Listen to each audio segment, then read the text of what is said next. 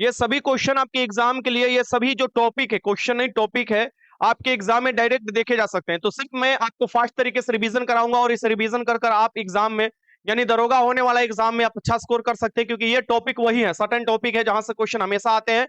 और रिवीजन कर लीजिए, छोटा छोटा टॉपिक में लेकर आया हूं, आप लोग रिवीजन कर लीजिए सभी लोग। चलिए हम शुरुआत करते हैं, और अब ज्यादा बात नहीं करेंगे, डायरेक्ट मैं सिर्फ टॉपिक बताते चलूंगा, जहां से क्वेश्चन आता है वो टॉपिक मैं आप लोग को रिवीजन करा रहा हूं। अगर आपके पास 1 घंटे बचे तो इसे जरूर रिवीजन कर लीजिएगा, एक से आपको 2 बार, ठीक। महत्वपूर्ण अंतरराष्ट्रीय सीमा रेखाएं हम देखते हैं। महत्वपूर्ण अंतरराष्ट्रीय सीमा रेखा में कहां कहां का पूछता है। सबसे पहले मैकमोहन रेखा। मैकमोहन रेखा और भारत और चीन के बीच में ये निर्धारित किया गया था 1914 के समय में, देखिएगा ये निर्धारित किया गया था। रेड क्लिफ रेखा आजादी के समय में यह निर्धारित किया गया था, यानी 1947 में ये भारत और पाकिस्तान के बीच में, जब आपको बांग्लादेश था तो उसका भी आपको निर्धारण किया गया था, लेकिन बांग्लादेश पहले पूर्वी पाकिस्तान कहा जाता था, 1971 में कटकर पाकिस्तान से अलग हो गया था, ठीक। डुरंड रेखा, आप देखिएगा ये डुरंड रेखा जो है 1993 में निर्धारित किया जाता है, और 1893 के समय में देखिएगा ये निर्धारित किया जाता है। और ये जो था ये आपको 1914 के समय में देखिएगा निर्धारित किया जाता है। तो ये जो भारत और अफगानिस्तान के बीच में, कौन, डुरंड रेखा, भारत अफगानिस्तान के बीच में, लेकिन अभी अभी जो ये पड़ता है भारत और आपको अफगानिस्तान नहीं पड़ता है, अभी ये डुरंड रेखा हो चुका है पाकिस्तान और अफगानिस्तान के बीच में, क्योंकि पीओके वाला क्षेत्र में 106 किलोमीटर का रेखा आपको अफगानिस्तान के साथ लगता है अंतरराष्ट्रीय रेखा। बट अभी जो है वो पीओके वाला क्षेत्र आपको पाकिस्तान ऑक्युपाइड कर रखा है। मेगिनोट रेखा, मेगिनोट रेखा जो आपको है, एक मैग्नेट रेखा जो पड़ता है, मैगी से आप याद कर सकते हैं, जर्मनी और फ्रांस दोनों एक जगह है, और द्वितीय विश्व युद्ध में दोनों साथ में मिलकर लड़े थे, और अपने एक दूसरे के खिलाफ, यानी कि जर्मनी में हिटलर था, एक दूसरे के खिलाफ लड़े थे, ठीक। तो बोल सकते हैं कि लड़ते लड़ते मैगी बन गया। तो मैगीनेट रेखा जो हो जाएगा फ्रांस और जर्मनी के बीच में हो जाएगा। फिर 38वीं समानांतर रेखा, और 30वीं समानांतर रेखा पड़ता है उत्तरी और दक्षिणी कोरिया के बीच में। कब पड़ता है? उत्तरी और दक्षिणी कोरिया के बीच में पड़ता है। और उसके बाद आता है 49वीं समानांतर रेखा। 49वीं समानांतर रेखा यूएसए यानी संयुक्त राज्य अमेरिका और को कनाडा के बीच में पड़ता है, ठीक। तो ये आपको याद रखिएगा, कभी कभी आपसे ये क्वेश्चन पढ़ सकता है कि 17 डिग्री समानांतर रेखा किसके बीच में पड़ता है। 17 डिग्री जो समानांतर रेखा ये पड़ता है आपको वियतनाम, दक्षिणी वियतनाम और उत्तरी वियतनाम के बीच में पड़ता है। अभी कभी 24 डिग्री समानांतर रेखा के बीच में पूछता है। 24 डिग्री जो समानांतर रेखा है ये सभी अक्षांश रेखा होती है, ये समानांतर रेखाएं सभी अक्षांश रेखाएं होती है। ये अभी इसके बीच में विवाद चलता है, इस समानांतर रेखा को लेकर किसके किस दो देशों के बीच में, तो भारत और पाकिस्तान के बीच में विवाद चलता है। तो ये जो महत्वपूर्ण था मैंने आप लोगों को कराया। अब ये देख लीजिए, प्लासी और बक्सर की युद्ध से हो ही नहीं सकता है कि क्वेश्चन नहीं बनता है। सो प्लासी और बक्सर की युद्ध से संबंधित जो क्वेश्चन बनता है उसे मैं आपको करा देता हूं। देखिए, युद्ध की तिथि पूछता है, ये एकदम एक्यूरेट पूछ देगा। 23 जून आपको 1757 में प्लासी का युद्ध हुआ था। आप लोग जानते हैं किसके किसके मध्य में हुआ था और कौन जीता था। देखिए, बंगाल के नवाब सिराजुद्दौला था और अंग्रेज सेनापति रॉबर्ट क्लाइव था। दक्षिण से बुलाया गया था, कर्नाटक वाला क्षेत्र से। तो देखिएगा, आपको बंगाल के नवाब सिराजुद्दौला था और अंग्रेजी सेनापति रॉबर्ट क्लाइव था, और इसके बीच में हुआ था। और अंग्रेज इसमें क्या हो जाते हैं, विजय हो जाते हैं। इसका क्या होता है, फिर ब्रिटिश साम्राज्य की नींव रखी जाती है। यहां पर क्या हो जाएगा, ब्रिटिश साम्राज्य की नींव रखी जाती है। इस बात को ध्यान में रखिएगा। प्लासी का युद्ध, प्लासी कहां पर पड़ता था, बंगाल में पड़ता था, इसे याद रखिए। क्वेश्चन नंबर आगे देखते हैं। बक्सर का देखिए, बक्सर क्वेश्चन नहीं, यहाँ पर टॉपिक जो है, जो भी टॉपिक मैं आपको इंपोर्टेंट लाया हूं एग्जाम से दृष्टि, ये किनके किनके बीच में हुआ था और कब हुआ था। बक्सर के युद्ध जो हुआ था ये किनके किनके बीच में और कब हुआ था। अक्टूबर का समय था, 22 से 23 अक्टूबर, या 22 नहीं दे तो 23 अक्टूबर जरूर देगा। सो 22 से 23 अक्टूबर आपको 1764 में युद्ध हुआ था। बक्सर अपना बिहार में है, बिहार में है, गंगा नदी के किनारे पड़ता है। तो किनके मध्य में हुआ था, ये बंगाल के नवाब एक तरफ थे, मीर कासिम, अवध के नवाब थे सुजाउदौला, और दिल्ली के मुगल सम्राट जो थे शाह आलम द्वितीय थे। दिल्ली के मुगल सम्राट शाह आलम, यानी कि एक तरफ तो क्योंकि भारत के तरफ से जो आपको थे वो बंगाल के नवाब मीर कासिम थे, अवध के नवाब सिराजुद्दौला थे, और दिल्ली के मुगल सम्राट शाह आलम द्वितीय थे। शाह आलम द्वितीय थे हो जाए यहाँ पर। और अंग्रेजी सेनापति उस समय था हेक्टर मुनरो, हेक्टर मुनरो के था। और ये अंग्रेज विजयी हो जाते हैं, इसमें भी अंग्रेज विजयी हो जाते हैं, और ये एक निर्णायक युद्ध हो जाता है यहाँ पर आधिपत्य जमाने के लिए अंग्रेजों का, ठीक। अंग्रेज भारत में वास्तविक सत्ता का स्थापित किया। अंग्रेज जो है वास्तविक सत्ता 1764 बक्सर के युद्ध के बाद स्थापित कर लिया था। इसके बाद दो संधि होता है, 12 अगस्त को एक संधि होता है, एक 16 अगस्त को होता है। ये दोनों संधि जो था ये 1765 में हुआ था। कहा जाता है कि पहला संधि जो हुआ था इलाहाबाद की संधि हुआ था, बोलना 12 अगस्त आपको 1765 को, दूसरा जो हुआ था आपको 16 अगस्त 1765 को हुआ था। इस समय क्लाइव आपको फिर से आ जाता है लौटकर, तो ये क्लाइव के साथ हुआ था, ठीक। आगे देखिए, बहुदेशीय नदी घाटी परियोजना से संबंधित जो क्वेश्चन पूछे जाते हैं उसे रिवीजन कर लीजिए। बहुदेशीय नदी घाटी जो परियोजना है यहाँ से श्योर एंड सर्टेन क्वेश्चन बनते हैं आपके एग्जाम में, तो ये आपको रिवीजन कर लेना है। चलिए आपको मैं रिवीजन करा रहा हूं। हाँ, चलिए देखते हैं। तो ये जो परियोजना है आपको दिखाई दे रहा है, सबसे पहले भाखड़ा नंगल परियोजना पर पूछता है। तो भाखड़ा नंगल परियोजना जो है ये सतलज नदी पर है, सतलज नदी पर है, ठीक। और ये आपको पंजाब में, पंजाब वाला क्षेत्र में पड़ता है भाखड़ा नंगल, ठीक ना। सो नागल भी क्षेत्र पंजाब में ही पड़ता है। ये देखो इंदिरा गांधी नहर, भारत की सबसे लंबी जो नहर है इंदिरा गांधी नहर है, सतलज ब्यास नदी पर आपको है, हरिके बांध से पानी प्राप्त करता है, और सबसे ज्यादा इससे जो राज्य लाभान्वित होता है वो राजस्थान है। और इसीलिए दे देता है कि इंदिरा गांधी नहर कहां पर है, राजस्थान में, क्योंकि सबसे ज्यादा लंबाई भी राजस्थान में होता है। वैसे इससे राजस्थान होता है, हरियाणा और पंजाब दोनों आपको, तीनों आपको लाभान्वित होने वाले राज्य हैं, तो फायदा उठाते हैं। हीराकुंड बांध जो परियोजना है, हीराकुंड जो बांध है ये लंबाई में सबसे लंबा परियोजना आपको देखने को मिलेगा। ये महानदी और उड़ीसा में ये स्थित है। कौन सी नदी है, उड़ीसा में। तुंगभद्रा, तुंगभद्रा जो हो जाएगा, तुंगभद्रा, तुंगभद्रा परियोजना हो जाएगा, तुंगभद्रा नदी पर आपको नहीं मिलेगा, आंध्र प्रदेश में मिलेगा, ठीक। तो ये जो प्रमुख परियोजनाएं हैं उनको देखते चलिए। नागा अर्जुन सागर, अति महत्वपूर्ण क्वेश्चन, बार बार ये क्वेश्चन पूछता है। नागा अर्जुन सागर जो डैम है ये किस नदी पर है, कृष्णा नदी पर है। ये अभी तेलंगाना वाला क्षेत्र में आपको पड़ जाएगा, ठीक। फरक्का परियोजना, फरक्का परियोजना आपको कहां पूछता है, कहां पड़ेगा आपको, पश्चिम बंगाल में पूछता है। कौन सी नदी पर, गंगा नदी पर पड़ता है। ककरापार परियोजना, ककरापार परियोजना एक आपको डैम वाला भी परियोजना है, और आपको ककरापार परमाणु रिएक्टर भी वहां पर स्थापित किया गया है। नहीं, ताप विद्युत परियोजना है, ककरापार भी ताप विद्युत परियोजना है, यानी वहां से विद्युत उत्पादन किया जाता है, दोनों है। और ये ताप्ती नदी पर पड़ता है, यानी ककरापार जो आपको जल वाला हो जाएगा ये ताप्ती नदी पर, जो गुजरात में। और ककराबाद थर्मल जो स्टेशन है वो आपको कहां पड़ता है, वो भी गुजरात में, क्या कर्नाटक में पड़ता है। चलो क्वेश्चन नंबर आगे देखते हैं, आगे पॉइंट क्या दिया है। उकाई परियोजना, उकाई परियोजना कहां पर पड़ता है, उकाई जो परियोजना है ये ताप्ती नदी पर है। अति महत्वपूर्ण क्वेश्चन। उकाई परियोजना ताप्ती नदी कहां पर, गुजरात में है, ठीक। फिर देखेंगे रहिंद, रिहंद परियोजना, रिहंद परियोजना अपना उत्तर प्रदेश में है, और ये रिहंद नदी पर है, उत्तर प्रदेश रिहंद नदी पर। इडुक्की परियोजना, अति महत्वपूर्ण क्वेश्चन, इडुक्की परियोजना पेरियार नदी पर है, केरल में इडुक्की परियोजना।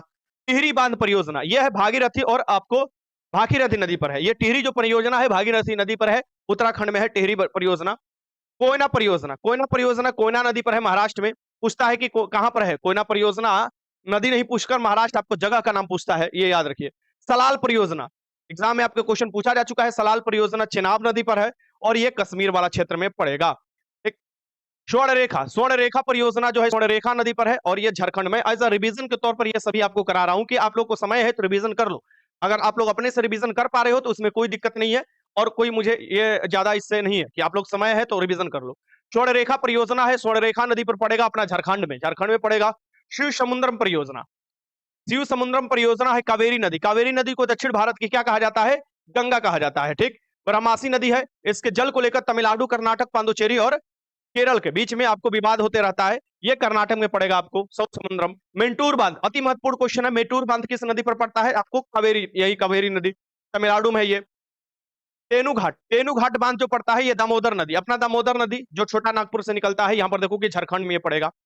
दामोदर घाटी परियोजना, सबसे पहला परियोजना 1948 में सबसे पहला परियोजना नदी घाटी परियोजना कौन हो जाएगा, दामोदर घाटी परियोजना। ये कौन सा नदी पर पड़ता है, दामोदर नदी पर, झारखंड में पड़ता है, ठीक। सरदार सरोवर परियोजना, सरदार सरोवर परियोजना के एग्जाम में क्वेश्चन पूछा जा चुका है। सरदार सरोवर परियोजना नर्मदा नदी पर पड़ेगा, गुजरात में, ठीक। दुल्हस्ती परियोजना, दुल्हस्ती परियोजना चिनाब नदी पर पड़ेगा, कश्मीर में। और अलमाटी परियोजना कृष्णा नदी पर पड़ेगा, कर्नाटक में, आप देखोगे अलमाटी परियोजना। और म्यूराक्षी परियोजना, म्यूराक्षी परियोजना म्यूराक्षी नदी पर पड़ेगा, पश्चिम बंगाल में। तो पूछता है कि म्यूराक्षी परियोजना कहां पर है, वेस्ट बंगाल में है, आपको म्यूराक्षी नदी पर है, ठीक। तो ये जो आपको परियोजना है, अब ये सभी जो है परियोजना का उद्देश्य बहुत होते हैं, यानी इसे कहा जाता है बहुउद्देशीय, जैसे मछली पालन भी हो जाएगा, डैम बनाकर सिंचाई करना हो जाएगा, तो बहुत उद्देश्य हो जाएगा, टूरिज्म को बढ़ाना हो जाएगा। तो इसके लिए आपको जो आगामी परियोजनाएं हैं, नदी घाटी परियोजना है, उसे भारत के मंदिर किसने कहा था, तो हमारे भारत के प्रथम प्रधानमंत्री जवाहरलाल नेहरू द्वारा कहा गया था। चलो आगे देखते हैं। आज जो टॉपिक है एकदम महत्वपूर्ण महत्वपूर्ण टॉपिक है, और उसी सभी टॉपिक को मैंने कंपाइल किया है। थोड़ा लंबा आपको वीडियो होगा, लेकिन यहां से आपको जरूर एग्जाम में फायदा मिलने वाला है, रिवीजन हो जाएगा आपको। प्रमुख 10 जो गुरु हुए हैं उनके द्वारा कुछ प्रमुख कार्य किए गए हैं, जो आपको देखिएगा कि गुरु नानक से लेके आपको जो लास्ट जो गुरु का जन्म हुआ था अपना पटना में, देखिएगा तो पटना साहिब में, गुरु गोविंद सिंह का, उनके बीच में जो जो काम किया गया है वो देख लेते हैं। गुरु नानक जी द्वारा सिख धर्म की स्थापना किया गया था, यानी गुरु नानक जी सिख धर्म की स्थापना किए थे। गुरु अंगद जी द्वारा, दूसरे जो आपको, इनका लहना नाम था, क्या नाम था इनका, बचपन का नाम लहना था ना, तो ये गुरुमुखी लिपि की शुरुआत किए थे ना। गुरु रामदास देखिए, इनके द्वारा अमृतसर नगर की स्थापना किया गया था गुरु रामदास द्वारा। गुरु अर्जुन देव, ये हमारे पांचवें गुरु थे, पांचवें गुरु थे। इन्हें आदि ग्रंथ का ये आपको आदि ग्रंथ का को आदि ग्रंथ को संलग्न किए थे। गुरु अर्जुन देव ये देखिएगा स्वर्ण मंदिर का निर्माण किए थे, स्वर्ण मंदिर का निर्माण गुरु अर्जुन देव। गुरु हरगोबिंद नौवा गुरु थे, नौवा गुरु थे, अकाल तख्त की स्थापना किए थे गुरु हरगोबिंद। और 10वां गुरु गुरु गोबिंद सिंह ये थे, खालसा पंथ की स्थापना किए थे, खालसा पंथ की स्थापना जो किए थे ये आपको गुरु गोबिंद सिंह ने किया था, ये भी याद रखिएगा 1699 में। ठीक, तभी हो जाएगा टेस्ट। चलो, प्रमुख सैनिक प्रशिक्षण संस्थान, प्रमुख सैनिक शिक्षण संस्थान आपको बताना है, इसमें क्या होगा, चलिए लगाइए। हाँ, प्रमुख जो है सैनिक प्रशिक्षण संस्थान, चलो धीरे धीरे मैं बता रहा हूं आप लोगों को, चलो धीरे धीरे बता रहा हूं। National defence academy, national defence academy कहाँ आपको स्थित है? खगड़साला में है, महाराष्ट्र में ये जगह पड़ता है, यहाँ पर है। नेशनल डिफेंस कॉलेज जो कहाँ है, एकेडमी और कॉलेज में दोनों में अंतर याद रखना, नई दिल्ली में है। इंडियन इंडियन मिलिट्री एकेडमी कहां पर स्थित है? अपना देहरादून, उत्तराखंड की राजधानी देहरादून में है। एयरफोर्स एकेडमी की स्थापना आप कहां पर पड़ता है? हैदराबाद में पड़ता है air force academy. Indian naval academy कहां पड़ता है? कोचीन में। इंडियन नेवल एकेडमी तो सब लोग जानता है, कोचीन में पड़ता है। यहां पर देख लीजिए, air force administrative college, air force administrative college कहां पड़ता है? कोयम्बटूर में पड़ता है। और defence service staff college, defence service staff college जो पड़ता है वेलिंगटन में पड़ता है। ठीक, चलो आगे देखते हैं। वेद और उनके ब्राह्मण और उपवेद, उपवेद वेद हो जाएंगे, 4 वेद है आपको, यजुर्वेद है, सामवेद आपको अथर्ववेद, और एक आपको सामवेद हो जाएगा, यजुर्वेद हो जाएगा, ऋग्वेद हो जाएगा, सबसे प्राचीन और बड़ा 4 वेद है। ठीक, तो वेद और उनके ब्राह्मण और उनके उपवेद देख लीजिए। सबसे प्राचीन आता है ऋग्वेद, एक 10 मंडल में ये डिवाइड है ऋग्वेद देखिएगा तो। और यहां पर देखोगे इनका जो आपको ब्राह्मण ग्रंथ है, इनको पढ़ने के लिए सहायक हो जाते हैं ये ऐतरेय और कुशक्ति, ये इनका आपको कुशक्ति ये इनका ब्राह्मण ग्रंथ है। और ये जो उपवेद है इसका वो है आयुर्वेद, यानी ऋग्वेद का उपवेद पूछे कौन हो जाएगा तो आयुर्वेद हो जाएगा, और ऋग्वेद के ब्राह्मण ग्रंथ पूछे कौन हो जाएगा? ऐतरेय और कुशक्ति, ये हो जाएंगे इसका ब्राह्मण ग्रंथ। फिर हम बात करते हैं यजुर्वेद। यजुर्वेद में क्या है? यजुर्वेद में जो है यज्ञ के संबंधी आपको नियम बता है, यज्ञ वाला जो भी आपको कर्मकांड वाला जो भी मिलेगा यजुर्वेद में मिलेगा। इसका जो ब्राह्मण ग्रंथ है ये शतपथ है, क्या हो जाएगा? शतपथ। और इसका उपवेद कौन है? धनुर्वेद, धनुर्वेद है ये आपको इसका उपवेद। फिर बात करते हैं सामवेद का। सामवेद में क्या मिलता है? सारेगामापाधा निसा, ये जो संगीत के बारे में आपको जानकारी दिया गया है सामवेद में। और इसका जो ब्राह्मण ग्रंथ है वो पंचवीस है, और इसका जो उपवेद है गंधर्व वेद है। ठीक, फिर अथर्ववेद, जादू टोना माया वशीकरण, और ये सबसे नया वेद है। इसका देखोगे वेदों का आपको ब्राह्मण देखोगे तो इसका ब्राह्मण हो जाएगा गोपथ, गोपथ हो जाएगा। और इसका जो आपको क्या मिलता है? उपवेद हो जाएगा, ये शिल्प वेद हो जाएगा, शिल्प वेद। तो ये क्वेश्चन आपसे एग्जाम में पूछता है, ठीक ना, ये ध्यान में रखिएगा। अब ऊपर के जो 3 वेद है, ऋग्वेद, यजुर्वेद और सामवेद, ये पुराना वेद है और इसे त्रय वेद कहा जाता है। त्रय भी इसके लिए आपको उपयोग किया जाता है, त्रय। आगे देखते हैं फलों और सब्जियों और उसके कड़वाहपन का जो हो जाता है, काढ़ा आखिर क्यों लगता है, उसमें क्या रासायनिक तत्व पाए जाते हैं जो कि काढ़ा लगता है, तो वो आपको जो प्रमुख सब्जी के रंग क्यों डिसाइड होते हैं वो चीज आपको दिया हुआ है। आंवला जो खाते हैं जिसमें विटामिन सी सबसे अधिक मिलता है, इसमें कैसेलपन होता है, कैसेला जैसा मुंह एकदम आपको जीभ सिकुड़ने लगता है, ये टेनिन के कारण होता है। किसके कारण होता है? टेनिन के कारण। पपीता में पीला रंग, पपीता में विटामिन ए भी प्रचुर मात्रा में मिलता है, इस बात को ध्यान में रखिएगा। पपीता जो होता है, पपाया जिसे कहा जाता है, इसमें कैरिकोजेंथीम, कैरिकोजेंथीम इसका आपको देखिएगा कि इसमें पाया जाता है। ठीक, मिर्ची में चरपराहट, मिर्ची में जो चरपराहट यानी चटपटाहट आप बोल सकते हो, तो मिर्ची जो चटपटाहट लगती है, चरपराहट, ये कैप्सेसिन के कारण लगती है, कैप्सेसिन के कारण लगती है। एक एक आपको रिवीजन करते चलना है। खीरे में जो कड़ुआहट आती है ये कुकुर कुकर कुकर बेटेसिन के कारण आती है, कुकर बेटेसिन के कारण जो आती है खीरे में कड़वाहट आती है। खीरा एक जायद फल। ठीक, मिर्च में लाल रंग, मिर्च में लाल रंग किसके कारण आता है? तो मिर्च के जो लाल रंग आते हैं ये किसके कारण आते हैं? तो कैप्सेंथिन, कैप्सेंथिन के कारण आते हैं, कैप्सेंथिन के कारण मिर्च में लाल रंग आते हैं। दूध में पीलापन, दूध पीला क्यों होता है? कैरोटीन के कारण दूध में आपको पीलापन होता है। ठीक, दूध का सफेद रंग, दूध का सफेद रंग केसिन के कारण होता है, पीलापन कैरोटीन के कारण, केसिन के कारण आपको सफेद होता है। लहसुन में पीलापन, लहसुन में पीलापन जो आता है कैरोटीन के कारण आता है, मुख्यतः जो पीलापन होता है कैरोटीन के कारण आता है। लहसुन में गंध किसके कारण आता है? एलाइसिन के कारण आता है, गंध अलग आता है एलाइसिन के कारण। टमाटर में लाल रंग आता है लाइकोपिन के कारण, टमाटर का जो लाल रंग होता है, बार बार एग्जाम में क्वेश्चन पूछता है किसके कारण? लाइकोपिन के कारण। हल्दी में पीला रंग किसके कारण आता है? तो कुरकुमीन के कारण। हल्दी का जो पीला रंग होता है ये कुरकुमीन के कारण होता है। प्याज में लाल रंग किस कारण आता है? एंथोसाइनिन के कारण। प्याज जो सबसे अधिक प्याज कहाँ होता है? महाराष्ट्र में होता है। और प्याज में जो लाल रंग आता है ये आपको एंथोसाइनिन के कारण। गाजर गाजर में नारंगी या लाल रंग किसके कारण आता है? बीटा कैरोटीन के कारण आता है। ठीक, इसे याद रखिए। पीपल में पीपल में कड़वाहट किसके कारण आता है? मार्मोलुप्सिन के कारण। मार्मोलुप्सिन के कारण आपको पीपल में कड़वाहट आता है। करेले में कड़वाहट किस कारण से आता है? करेला जो तुम लोग खाते हो करेला, उसमें कड़वाहट किस कारण से आता है? मेमो डिक्रोसाइड के कारण। मेमोडिक्रोसाइड के कारण आपको करेले में आपको कड़वाहट आता है। ठीक, खीरे में कड़वाहट कुकुरबिटेसिन के कारण आता है। और तेल में पीला रंग जो आता है कैरोटीनॉइड के कारण आता है। कैरोटीनॉइड के कारण आता है तेल में पीलापन, जो तेल पीला हो जाता है। चलो आगे चलते। अब यहां से तुम श्योर एकदम सर्टेन रहो कि कभी ऐसा हुआ ही नहीं है कि एग्जाम में तुम्हारा क्वेश्चन ना आया हो। ये जो टॉपिक है ऐसा कभी हुआ ही नहीं है कि तुम्हारे एग्जाम में क्वेश्चन ना आया हो। ठीक, इसका पीडीएफ देंगे ना, एकदम दे देंगे। पीडीएफ लेके का अचार डालेंगे हम? पीडीएफ दे लेंगे, तुम लोग रिवीजन करना है। भैया तुम लोग के बुके से मैं निकाल कर पढ़ा रहा हूँ। ऐसा ऐसा कुछ चीज नहीं है कि मैं अलग से निकाल कर। हाँ, जो जरूरी टॉपिक है उसे मैंने 100 के करीब 150 टॉपिक इकट्ठा किया है। उसमें से 30 प्लस टॉपिक मैंने इस वीडियो में कराऊंगा। और भी आप लोग कहोगे तो मैं वीडियो देते रहूंगा, आप लोग पढ़ते रहना। चलो संगठन देखो, सबसे पहले आत्मीय सभा की स्थापना देखो। ये किसके द्वारा किया गया था? राजा राममोहन द्वारा किया गया था। 1815 में किया गया था। राजा राममोहन राय ने सती प्रथा का उन्मूलन में योगदान दिया था, जो कि 1829 में सती प्रथा का उन्मूलन लाल बेटिन बेटिंग द्वारा किया गया था। ब्रह्म समाज की स्थापना जो किया गया था राजा राममोहन द्वारा 1828 में किया गया था। यंग बंगाल की आप देखोगे आंदोलन भी शुरुआत किया गया था। ठीक ना, संस्था भी बनाया गया था हेनरी डिरोजियो द्वारा। और ये 1826 में इनको देखा जाता है। ठीक, 1826 में बनाते हैं। ठीक, फिर देखेंगे तत्वबोधनी सभा जो थे ये आपको रविंद्रनाथ टैगोर द्वारा 1839 में गठित किया जाता है। ठीक, फिर प्रार्थना समाज आत्मारंग पांडुरंग और रनाडे। आत्मारंग पांडुरंग देगा और रनाडे भी देगा, तो दोनों अगर और भी दोनों दे ऐसे कर कर तो आपको लगा लेना है। ठीक, वरना आत्मारंग पांडुरंग का हटा देगा और रनाडे से देगा तब आपको रनाडे लगा लेना है। वरना अगर आत्मारंग पांडुरंग रनाडे और भी ऑप्शन में देगा और सिर्फ एक लगाना है तो आत्मारंग पांडुरंग लगाना है। ये आपको गठन किया गया था 1867 में।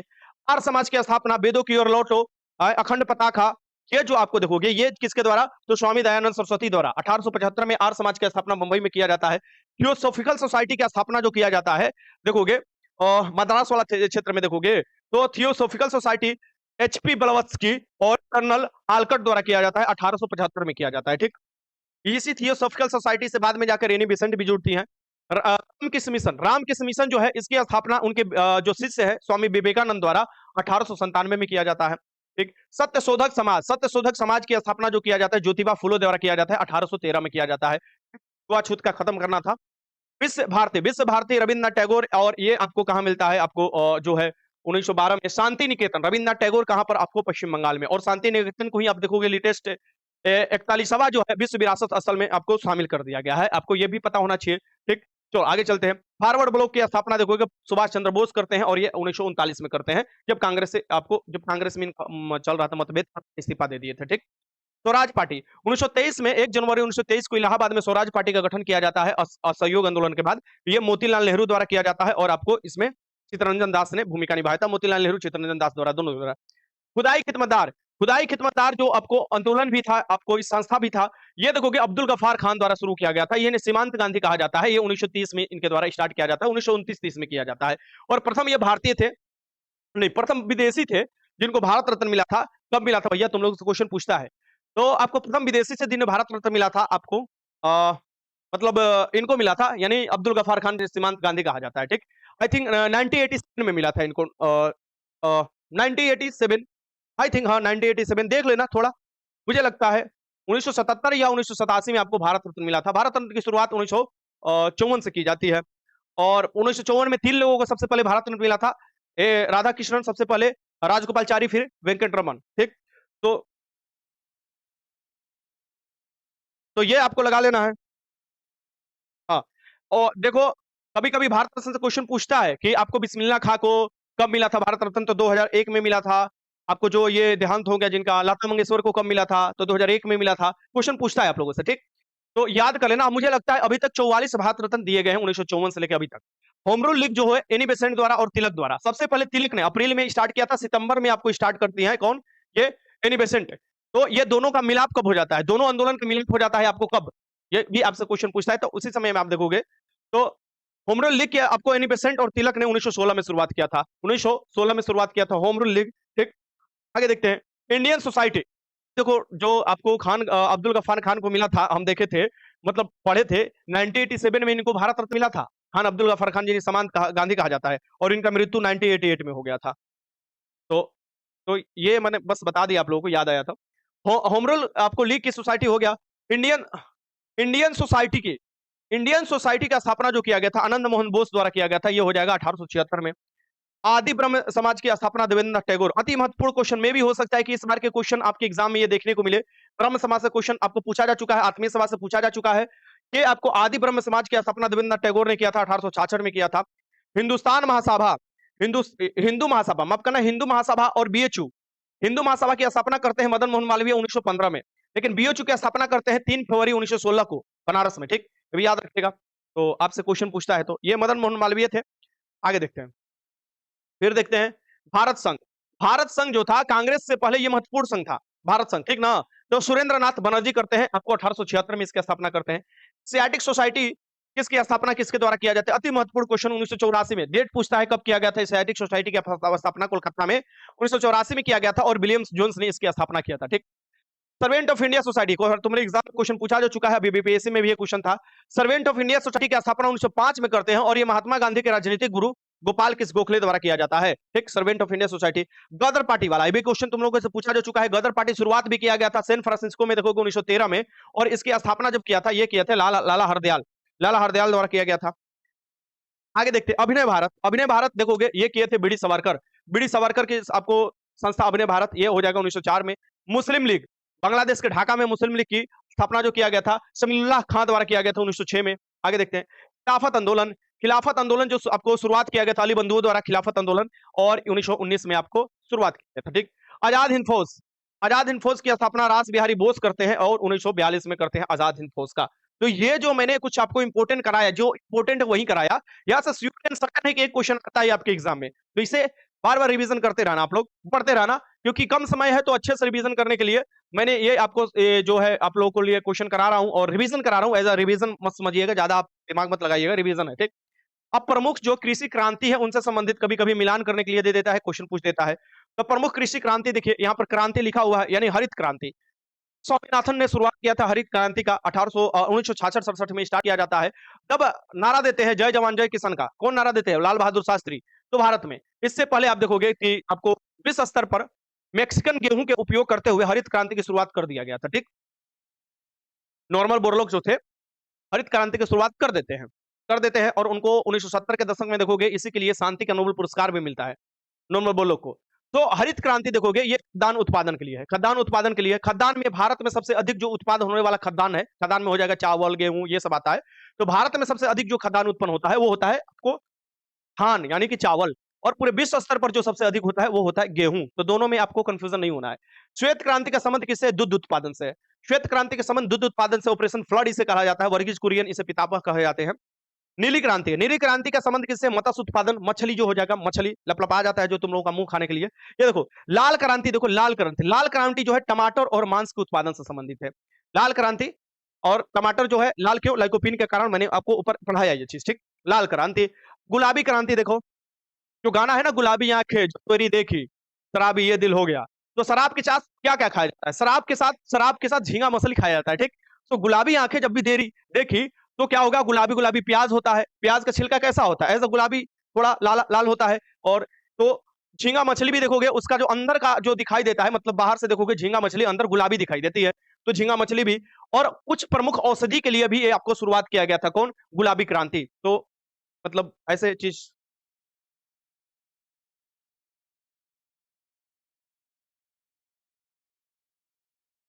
तुम्हारा मन नहीं लगता है, तुम्हारा मत लगे, एग्जाम जब लेना है तब लेवे करेगा। तुम्हारा मन लगे चाहे ना लगे। यहाँ पर बंदर का तो नाच तुमको तुम्हारे लिए ना कह दिया जाएगा कि बीपीएससी और सीएसबीसी तुम्हारे लिए बंदर के नाच भेजे, तब बंदर वाला बनना चाहेगा नाच। बंदर डन डन डन डन डमरू बजेगा तब तुम्हारा पढ़ने में मन लगेगा। शांति से पढ़ लेना चाहिए। जब समय नहीं मिलता तो कपार धर कर रोते हो तुम लोग कि समय नहीं मिल रहा है, और जब समय मिल गया तो कपार धर कर रो रहे हो कि एग्जाम कब होगा। अरे पढ़ लो, चिरकुट कहीं का। सुनहरा क्रांति, सुनहरा क्रांति किससे संबंधित है? बागवानी और शहद और फल उत्पादन से संबंधित है सुनहरा क्रांति। धूसर क्रांति किससे संबंधित है? धूसर क्रांति संबंधित है रासायनिक उर्वरक उत्पादन से, रासायनिक उर्वरक जो हो जाएगा ये। रजत क्रांति किससे संबंधित है? अंडा, गोल गोल अंडा या कुकुट उत्पादन से संबंधित है। कुकुट माने होता है मुर्गी मुर्गा। ठीक, आगे देखते हैं। पीली आपको पीली क्रांति किससे है? पीली या पीत क्रांति जो है तिलहन उत्पादन से है। और सबसे ज्यादा जो इफेक्ट पड़ा था आपको हरित क्रांति का, नेगेटिव इफेक्ट, वो पीली क्रांति पर ही पड़ा था, इसे भी याद रखिएगा। स्वर्ण रेशा क्रांति, यहाँ देखो, स्वर्ण रेशा क्रांति किससे संबंधित है? जूट से। स्वर्ण मतलब क्या होता है? गोल्डन। गोल्डन फाइबर किसे कहा जाता है? जूट को कहा जाता है। आपके एग्जाम में पिछली बार क्या क्वेश्चन पूछा था कि सबसे अधिक जूट का उत्पादन भारत में होता है, लेकिन सबसे अधिक राज्य में पूछ दिया था। राज्य में कहां होता है? तो वो हो जाता है तुम्हारा पश्चिम बंगाल में। पश्चिम बंगाल में सबसे अधिक जूट का उत्पादन हो जाता है। ठीक, बिहार में देखो कि पूर्णिया, अररिया, किशनगंज वाला क्षेत्र में जूट का उत्पादन होता है। रजत क्रांति किससे संबंधित है? और कपास उत्पादन से। अगर आपसे ये क्वेश्चन पूछे कि भारत में जो भारत का प्रतिद्वंदी है जूट उत्पादन में, जो आगे निकल रहा है, वो कौन है? तो वो बांग्लादेश हो जाएगा। ठीक, तो ये देखो कि रजत क्रांति का संबंध है कपास उत्पादन से। रजत मतलब सिल्वर होता है। चलो आगे चलते हैं। यहाँ पर देखो, गोल क्रांति। गोल क्रांति का संबंध गोल गोल आलू से है। उत्तर प्रदेश में आलू ज्यादा देखने को मिलता है उत्पादन। हरी सोना क्रांति बांस उत्पादन से है। बांस क्या होता है? हरा दिखाई देता है, तो हरी सोना जो क्रांति है बांस उत्पादन से है। पूर्वी क्षेत्रों में ज्यादा, आपको जो हमारे पूर्वी राज्य हैं उनमें ज्यादा ये दिखाई देता है। मुख्य क्रांति मोटे अनाज से है। और मोटे अनाज का वर्ष कब घोषित किया गया है? 2023 को घोषित किया गया है। इसे भी याद रखना, क्वेश्चन पूछ सकता है। बादामी क्रांति। बादामी क्रांति किससे संबंधित है? मसाला उत्पादन से संबंधित है बादामी क्रांति। आगे चलो, यहां से देखते हैं। तो अलग अलग जो मिसाइल है उसकी मारक क्षमता जैसे जैसे विकसित किया गया है वो पूछता है। लेकिन एक नजर घुमा लीजिए। एक नजर घुमाने का मतलब यह है कि कम से कम आपको पता हो जाना चाहिए कि अगर मिलान करने का क्वेश्चन आता है तो ऐसा मिलान आप कैसे करोगे। सबसे पहले हम देखते हैं अग्नि मिसाइल। अग्नि मिसाइल का अलग अलग जो आपको चरण में आपको इसको विकास किया गया है और उसका मारक क्षमता है वो आपको पता होना चाहिए। देखिए, अग्नि फर्स्ट जो है ये इसका लगभग 1200 किलोमीटर तक मारक क्षमता है। ठीक, अग्नि सेकेंड जो है इसका है 2000 किलोमीटर तक।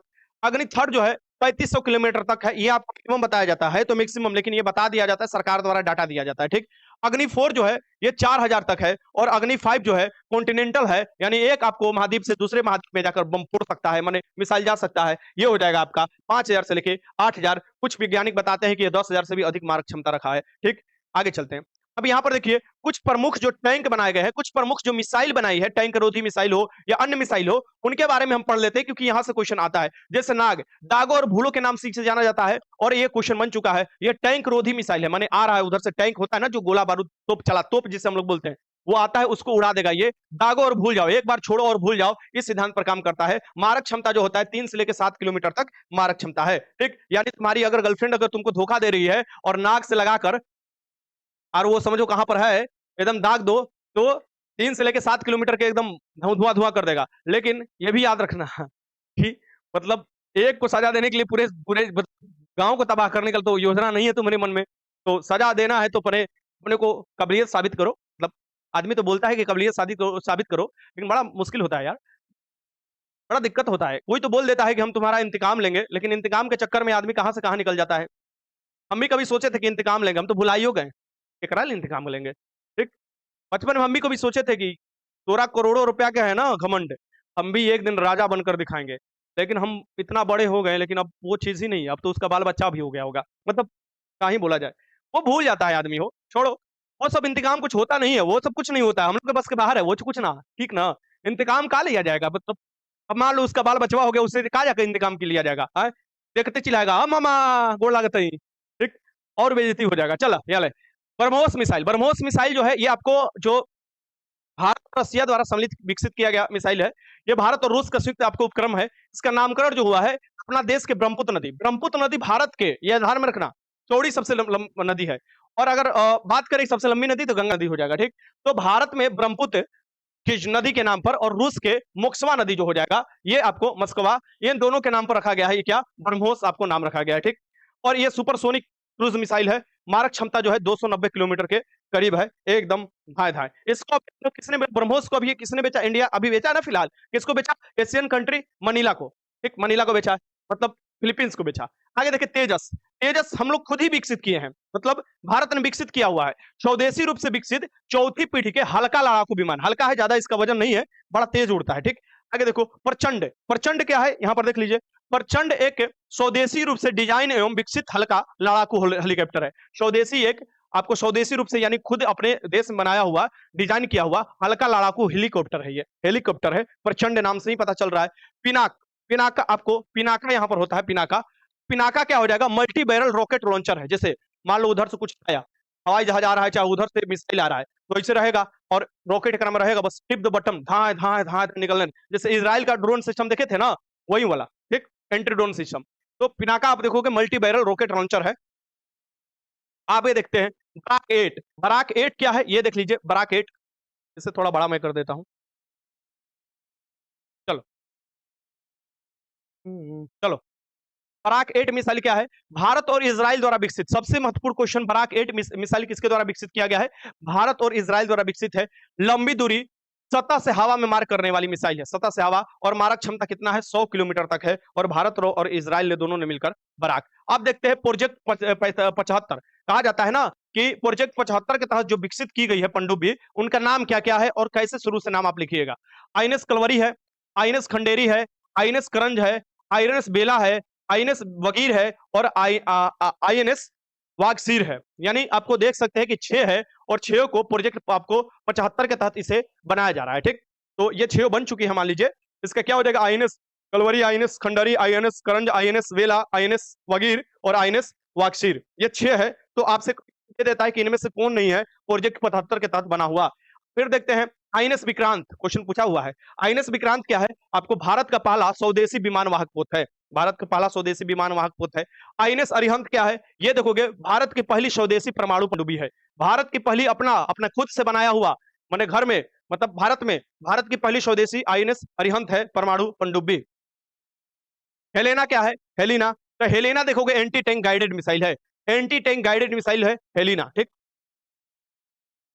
चलो अब देखते हैं जो प्रमुख परियोजनाएं हैं, जो हमारे भारत में जो प्रमुख परियोजनाएं, सही आपको समय समय पर आया, आपके एग्जाम में एक क्वेश्चन तो श्योर है, डिट्टो यहां से आता है, तो ये परियोजनाएं कुछ एक बार रिवीजन कर लो।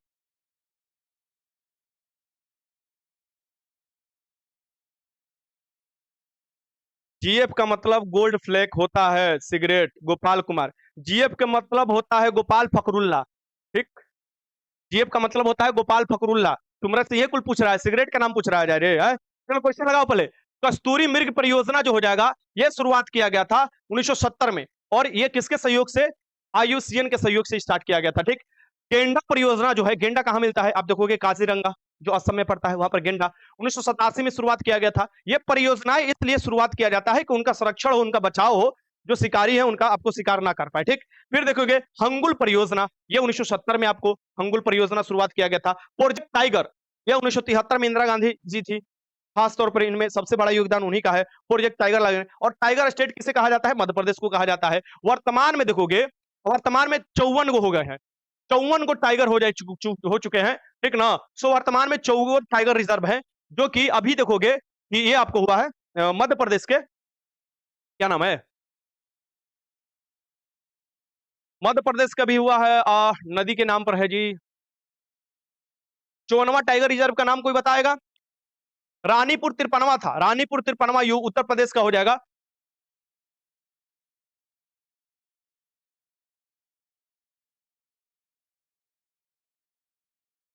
हाँ, रानी दुर्गावती, दुर्गावती जो टाइगर रिजर्व हो जाएगा, देखो आगे दिमाग में, एक रानीपुर से दुर्गावती, हाँ दुर्गावती वो 54वां टाइगर रिजर्व हो जाएगा, तो टोटल 54 टाइगर रिजर्व है, ठीक। चलो, जिम कार्बोट पहला था, आपको पता ही होना चाहिए, उत्तराखंड वाला। प्रोजेक्ट एलिफेंट, प्रोजेक्ट एलिफेंट की शुरुआत किया गया था 1992 में, और आपको ये प्रोजेक्ट एलिफेंट की शुरुआत किया गया था। अभी ये लेटेस्ट क्रम में आप लोग देखिएगा, ठीक। हाथी मेरे साथी अभियान का शुरुआत किया गया था 2011 में, हाथी मेरे साथी अभियान जो था, और इसका सुमंगर कौन था? जो आपको सुमंगर था, ये गोलू था, मनु गनु गनु गनु था। लाल पंडा परियोजना, लाल पंडा जो परियोजना शुरुआत किया गया था, ये 1996 में शुरुआत किया गया था WWF के सहयोग से, और इसलिए WWF के प्रतीक भी देखोगे तो लाल पंडा पंडा दिखाता है। हिम तेंदुआ परियोजना, हिम तेंदुआ परियोजना 2009 में आपको शुरुआत किया गया था। कस्तूरी मृग परियोजना 1970 में आपको स्टार्ट किया गया था। गिद्ध संरक्षण प्रोजेक्ट 2006 में, गिद्ध संरक्षण प्रोजेक्ट जो शुरुआत किया था 2006 में किया गया था। समुद्र छुआ प्रोजेक्ट, समुद्र कछुआ जो प्रोजेक्ट स्टार्ट किया गया था 1999 में, भारतीय वन्य जीव संस्थान देहरादून द्वारा, ठीक। गंगा डॉल्फिन, हमारा जो राष्ट्रीय जलीय जीव है गंगा डॉल्फिन है, और इसकी भी, और मगरमच्छ संरक्षण प्रोजेक्ट जो है 1974 में, मगरमच्छ और संरक्षण प्रोजेक्ट जो है मगरमच्छ हो गया, आपको इसकी शुरुआत किया गया था 1974 में, ठीक। आगे चलते हैं। प्रमुख वनजू संस्थान देख लीजिए, प्रमुख जो वनजू संस्थान है ये कहां पर है और ये उसका मुख्यालय कहां पर है। तो देखते हैं, इंडियन फॉरेस्ट कॉलेज, इसकी आपको देखोगे स्थान कहां पर है, देहरादून में, उत्तराखंड की राजधानी। केंद्रीय पक्षी शोध संस्थान इज्जतनगर बरेली में है, इज्जतनगर बरेली में है आपको केंद्रीय पक्षी शोध संस्थान। भारतीय वन सर्वेक्षण केंद्र, भारतीय वन सर्वेक्षण केंद्र जो है ये हो जाएगा देहरादून में। भारतीय प्राणी विज्ञान सर्वेक्षण केंद्र कोलकाता में हो जाएगा। एक भारतीय प्राणी विज्ञान सर्वेक्षण केंद्र, भारतीय वन प्रबंधन केंद्र, देखना ध्यान में रखना, यही आपको कंफ्यूजन हो जाता है भारतीय वन सर्वेक्षण केंद्र से और भारतीय वन प्रबंधन। यह है प्रबंधन, यह है सर्वेक्षण, तो दोनों में अंतर है। प्रबंधन दे तो आपको भोपाल लगा देना है, मध्य प्रदेश में भोपाल पड़ता है आपको। भारतीय वनस्पति उद्यान, भारतीय वनस्पति उद्यान कहां पर है, कोलकाता में है। सलीम अली पक्षी विज्ञान तथा प्राकृतिक इतिहास केंद्र, सलीम अली पक्षी विज्ञान तथा प्राकृतिक इतिहास केंद्र आपको कोयम्बटूर में पड़ता है। ठीक, फिर राष्ट्रीय पर्यावरण अभियांत्रिक अनुसंधान संस्थान, राष्ट्रीय पर्यावरण अभियांत्रिक अनुसंधान संस्थान, इसका मुख्यालय नागपुर में पड़ेगा। ठीक, भारतीय वन्यजीव अनुसंधान संस्थान देहरादून में, भारतीय वन्यजीव अनुसंधान संस्थान जो हो जाएगा देहरादून हो जाएगा। राष्ट्रीय पर्यावरण शोध संस्थान नागपुर में हो जाएगा। ठीक, राष्ट्रीय पर्यावरण शोध संस्थान नीरी। भारतीय वन्यजीव संस्थान देहरादून में हो जाएगा। परिस्थितिकी विज्ञान केंद्र बेंगलुरु में हो जाएगा, परिस्थितिकी विज्ञान केंद्र, अति महत्वपूर्ण क्वेश्चन पूछ सकता है। भारतीय प्राणी विज्ञान सर्वेक्षण केंद्र, भारतीय प्राणी विज्ञान सर्वेक्षण केंद्र कोलकाता में हो जाएगा। एक मॉलों के शहर कहा जाता है कोलकाता को। भारत में संविधान के प्रमुख प्रमुख जो भाग है, भारत में टोटल संविधान के कितने भाग है, अभी मूल रूप से देखो तो अभी भी 22 है, लेकिन जो बढ़ गया है, जैसे कि मौलिक कर्तव्य का एक भाग बढ़ गया ना, नगर पालिका वाला जो आया था 9A हो गया, वो भाग बढ़ गया, तो कुछ भाग बढ़े हुए हैं, वो टोटल मिलाकर बोला जाता है 25 भाग हो चुके हैं। नया नया आपको जो ऑप्शन दे तब लगाइएगा, लेकिन मूल रूप से अभी भी 22 हुए हैं। आपको प्रमुख भाग देखिए, संघ और राज्य क्षेत्र के बारे में अनुच्छेद 1 से लेकर 14 तक दिया हुआ है भाग 1 में, भाग 1 में दिया हुआ है। भाग 2 में नागरिकता के बारे में दिया है, अनुच्छेद 5 से लेकर 11 तक दिया हुआ है। भाग 3 देखिए, संविधान के भाग 3 मौलिक अधिकार है, जिसे संविधान का मैग्ना कार्टा कहा जाता है, मौलिक अधिकार जहां से यूएसए से लिया गया है। अनुच्छेद आपको 12 से लेकर 35 तक इसमें प्रावधान है। टीपीएसपी, डायटी प्रिंसिपल ऑफ स्टेट पॉलिसी, यानी राज्य की नीति से तत्व हो जाएगा, आर्टिकल 36 से लेकर 51 तक है, ये आयरलैंड से लिया गया है, यानी भाग 4 में है, भाग 4 में ये मिलेगा डीपीएसपी। ठीक, भाग 4 के ए यहां पर दे सकता है या क दे सकता है, हिंदी में देगा तो क, इंग्लिश में देगा ए। मूल कर्तव्य, शोर से समिति की सिफारिश पर 1976 में 42वें संविधान संशोधन द्वारा जोड़ा गया था। आर्टिकल 51 क में मिलेगा, भाग पूछे तो 4 के क में मिलेगा, अभी 11 आपको मौलिक कर्तव्य है। अब सीधे आपको आ गया है 8 से, यहाँ पर 8 पर नहीं होगा, भाग 5 भी होगा जो कि केंद्र के बारे में बताता है। ठीक, फिर भाग 6 राज्य के बारे में बताता है। ठीक, उसके सभी आपको विधायिका, कार्यपालिका, ये सब के बारे में। ठीक, तो भाग 5 सबसे बड़ा भाग है, आपको याद रखिएगा, भाग 5 सबसे बड़ा भाग है वो पूरे भागों में। ठीक, भाग 8 देख लीजिए, केंद्र शासित प्रदेशों के प्रशासन के बारे में है, यहाँ पर सभी मैं नहीं लिया हूं, जो इंपोर्टेंट आपके एग्जाम में इस समय पूछा जा रहा है वही है। भाग 15 देख लीजिए, यह है निर्वाचन, निर्वाचन से संबंधित, और ये आर्टिकल 324 से लेकर 329 तक मिलेगा। निर्वाचन आयोग, निर्वाचन आयोग आपको जानते हैं संवैधानिक बॉडी है, यह भी याद रखिएगा। भाग 17 राजभाषा से संबंधित है, आर्टिकल 343 से लेकर 351 तक इसमें वर्णन है, भाग 17 में आप देखने को मिलता है। ठीक, आगे देखते हैं। भाग 18 आपात उपबंध है, इसमें आपात है आर्टिकल 352 के तहत राष्ट्रीय आपात, आर्टिकल 356 के तहत राष्ट्रपति और आर्टिकल 360 के तहत वित्तीय आपात, इसमें आपात उपबंध के बारे में दिया हुआ है। और आपको भाग 20 जो है ये संविधान संशोधन के बारे में दिया हुआ है। ठीक, अभी 106 जो आपको महिलाओं को आरक्षण मिला है, 33% सीट रिजर्व किया गया है, आपको देखिएगा संसद में और विधानसभा में, वो आपको 106 संविधान संशोधन द्वारा, अभी तक 106 संविधान संशोधन हो चुके हैं, और ये संविधान संशोधन के बारे में है, आर्टिकल 368 में दिया हुआ है। ठीक, ये आपको भाग 20 पूछे तो ऐसे कुछ भाग पूछते हैं तो आप लोगों को लगा लेना है। क्वेश्चन आगे देखिए, मौलिक अधिकार से संबंधित अनुच्छेद। मौलिक अधिकार जो है ये 6 मौलिक अधिकार है अभी। ठीक, पहले 7 मौलिक अधिकार थे, लेकिन आप देखिएगा 44वें संविधान संशोधन द्वारा 1978 में आपको संपत्ति का अधिकार को हटा दिया गया था और उसे आर्टिकल 300 ए में डाल दिया गया और उसे लीगल राइट बना दिया गया। और ये भाग पूछे तो कौन से भाग में अभी है, संपत्ति का अधिकार भाग 12 में पड़ जाएगा। ठीक, तो इसे भी याद रखिएगा। तो अभी 6 मूल अधिकार है, और समता का अधिकार सबसे पहले हम देखेंगे। समता का अधिकार आर्टिकल 14 से लेकर 18 तक दिया हुआ है। स्वतंत्रता का मिलान करने के लिए कभी कभी क्वेश्चन आपसे पूछ देता है, स्वतंत्रता का अधिकार जो है आर्टिकल 19 से लेकर 22 तक है। ठीक, शोषण के विरुद्ध अधिकार, शोषण के विरुद्ध अधिकार 2 आर्टिकल है, आर्टिकल 23 जो कि श्रम बोलता है, यानी बलपूर्वक श्रम नहीं करा सकते, आपको बंधुआ मजदूरी नहीं करा सकते, ये आर्टिकल 23 है। और आर्टिकल 24 जो कि बाल श्रम है, 14 वर्ष से कम उम्र के बच्चों को कारखाना में आपको श्रम नहीं करा सकते, यानी कि काम, ये शोषण के विरुद्ध अधिकार है जो आपको प्रदान करता है। ठीक, आगे देखते हैं। फिर धार्मिक स्वतंत्रता का अधिकार, ये आपको आर्टिकल 25 से लेके 28 तक है, आपको याद रखिएगा 28 से 25 से 28 तक है। फिर संस्कृति और शिक्षा के अधिकार जो है ये है आर्टिकल 29 से लेके 30 तक है। फिर हम देखेंगे संवैधानिक उपचारों का अधिकार जो 5 रीट जारी किया जाता है आर्टिकल 32 में आपको हो जाएगा। आर्टिकल 32 से 35 दिया है, आर्टिकल 32 हो जाएगा संवैधानिक उपचारों का अधिकार, और आर्टिकल 226 के तहत हाईकोर्ट को शक्ति दिया गया है को रीट जारी करने के लिए फंडामेंटल राइट पर। चलो आगे चलते हैं, यहां से देखते हैं कुछ हम लोग इंपॉर्टेंट फैक्ट। ये देखेंगे हम लोग जो आपको ग्लोबल वार्मिंग के लिए, यानी ग्लोबल वार्मिंग मतलब कि जो पृथ्वी के तापमान को बढ़ा देता है उसके लिए कौन कौन से गैस जिम्मेवार होता है, ये कभी कभी नाम पूछता है। यानी 6 महत्वपूर्ण होता है ग्लोबल वार्मिंग के लिए उत्तरदायी गैस जो आपको पृथ्वी के तापमान को बढ़ा देता है अगर वायुमंडल में उसकी जो प्रतिशत है बढ़ते जाए तो। सबसे पहले देखते हैं जलवाष्प, लगभग 60%, और सबसे ज्यादा अगर जो प्रभावित करता है हमारे वायुमंडल को गर्म रखने में वो जलवाष्प है, ये 60% है, ये भी आपको पता होना चाहिए। क्लोरोफ्लोरोकार्बन देखोगे CFC, ये भी क्या है आपको ग्रीन हाउस गैस है जो कि आपको ग्लोबल वार्मिंग में उत्तरदायी होता है। 0.1 से लेके आपको 0.4 तक ये आपको प्रभावित करता है। फिर देखेंगे नाइट्रस ऑक्साइड जिसे लाफिंग गैस भी कहा जाता है, नाइट्रस ऑक्साइड ये भी आपको एक प्रकार का ग्रीन हाउस गैस है और ये है 1.5% के करीब हमारे वायुमंडल में पाया जाता है। तो ये आपको मिलान करने के लिए कभी कभी देता है क्वेश्चन। ओजोन, जो ओजोन आपको समताप मंडल में है उन्हें गुड ओजोन कहा जाता है, और जो क्षोभ मंडल में उतर के आ जाता है उन्हें बैड ओजोन कहा जाता है। एज उसे ग्रीन हाउस गैस की तरह हम लिखते हैं। ओजोन के फार्मूला O3 होता है, 3 से लेके 7% हमारे वायुमंडल में है। और मीथेन, मीथेन देखोगे 4 से लेके 5% है। मीथेन को प्राकृतिक गैस भी कहा जाता है, दलदली गैस भी कहा जाता है। 4 से लेके 9% है मीथेन। कार्बन डाइऑक्साइड CO2 जो होगा हमारे वायुमंडल में जो है ये देखोगे ये आपको कितना मिलता है, मतलब ये देखो ये जो प्रभावित करता है ये आपको दिया हुआ है, यानी कि जो प्रभाव देता है, ठीक। ये जो प्रभाव है जैसे कि ये ग्लोबल वार्मिंग में कितना प्रभावित करता है, वैसे CO2 देखोगे हमारे वायुमंडल में जो पाया जाता है ये 0.03% पाया जाता है। हमारे वायुमंडल में जो सबसे अधिक जो जो आपको ग्रीन हाउस गैस यानी कि ग्लोबल वार्मिंग के लिए उत्तरदायी है वो हो जाता है जलवाष्प, लेकिन आपके ऑप्शन में नहीं देता है क्योंकि जलवाष्प जो है स्थिर, अभी मानिए थोड़ा बहुत बढ़ता है उतार चढ़ाव, लेकिन ऐसा नहीं है कि बढ़ता नहीं है, बढ़ता है। लेकिन सबसे ज्यादा प्रभावित पूछे कि आपको सबसे ज्यादा पृथ्वी का तापमान कौन बढ़ाता है या बढ़ाने में योगदान देता है, तो जलवाष्प देता है। बट आपको नेचुरल रूप से देखिएगा जीवाश्म ईंधन जैसे जैसे हम लोग जला रहे हैं तो 0.03% जो कार्बन डाइऑक्साइड है वो काफी बढ़ रहा है धीरे धीरे, जिनके कारण देखोगे हमारे जो पृथ्वी है तापमान उसका धीरे धीरे बढ़ते जा रहा है। सो ये जो बताया गया है, ये जो परसेंटेज बताया गया है, ये आपको कितना प्रभावित करता है हमारे पृथ्वी को वो बताया गया है, और इसे भी आप याद रखिएगा। यानी कि अगर मिलाने के लिए दे दे कि इस 3 सबसे ज्यादा जो हमारे पृथ्वी को गर्म करने में प्रभावित करते हैं, सबसे पहला जलवाष्प करता है, फिर कार्बन डाइऑक्साइड करता है और फिर मीथेन करता है, इसे भी याद रखिए।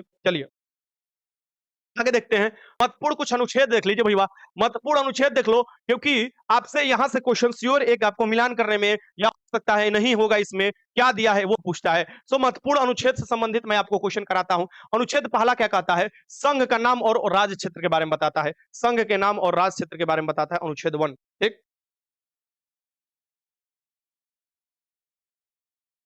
हाँ गुड इवनिंग, ठीक, ठीक है।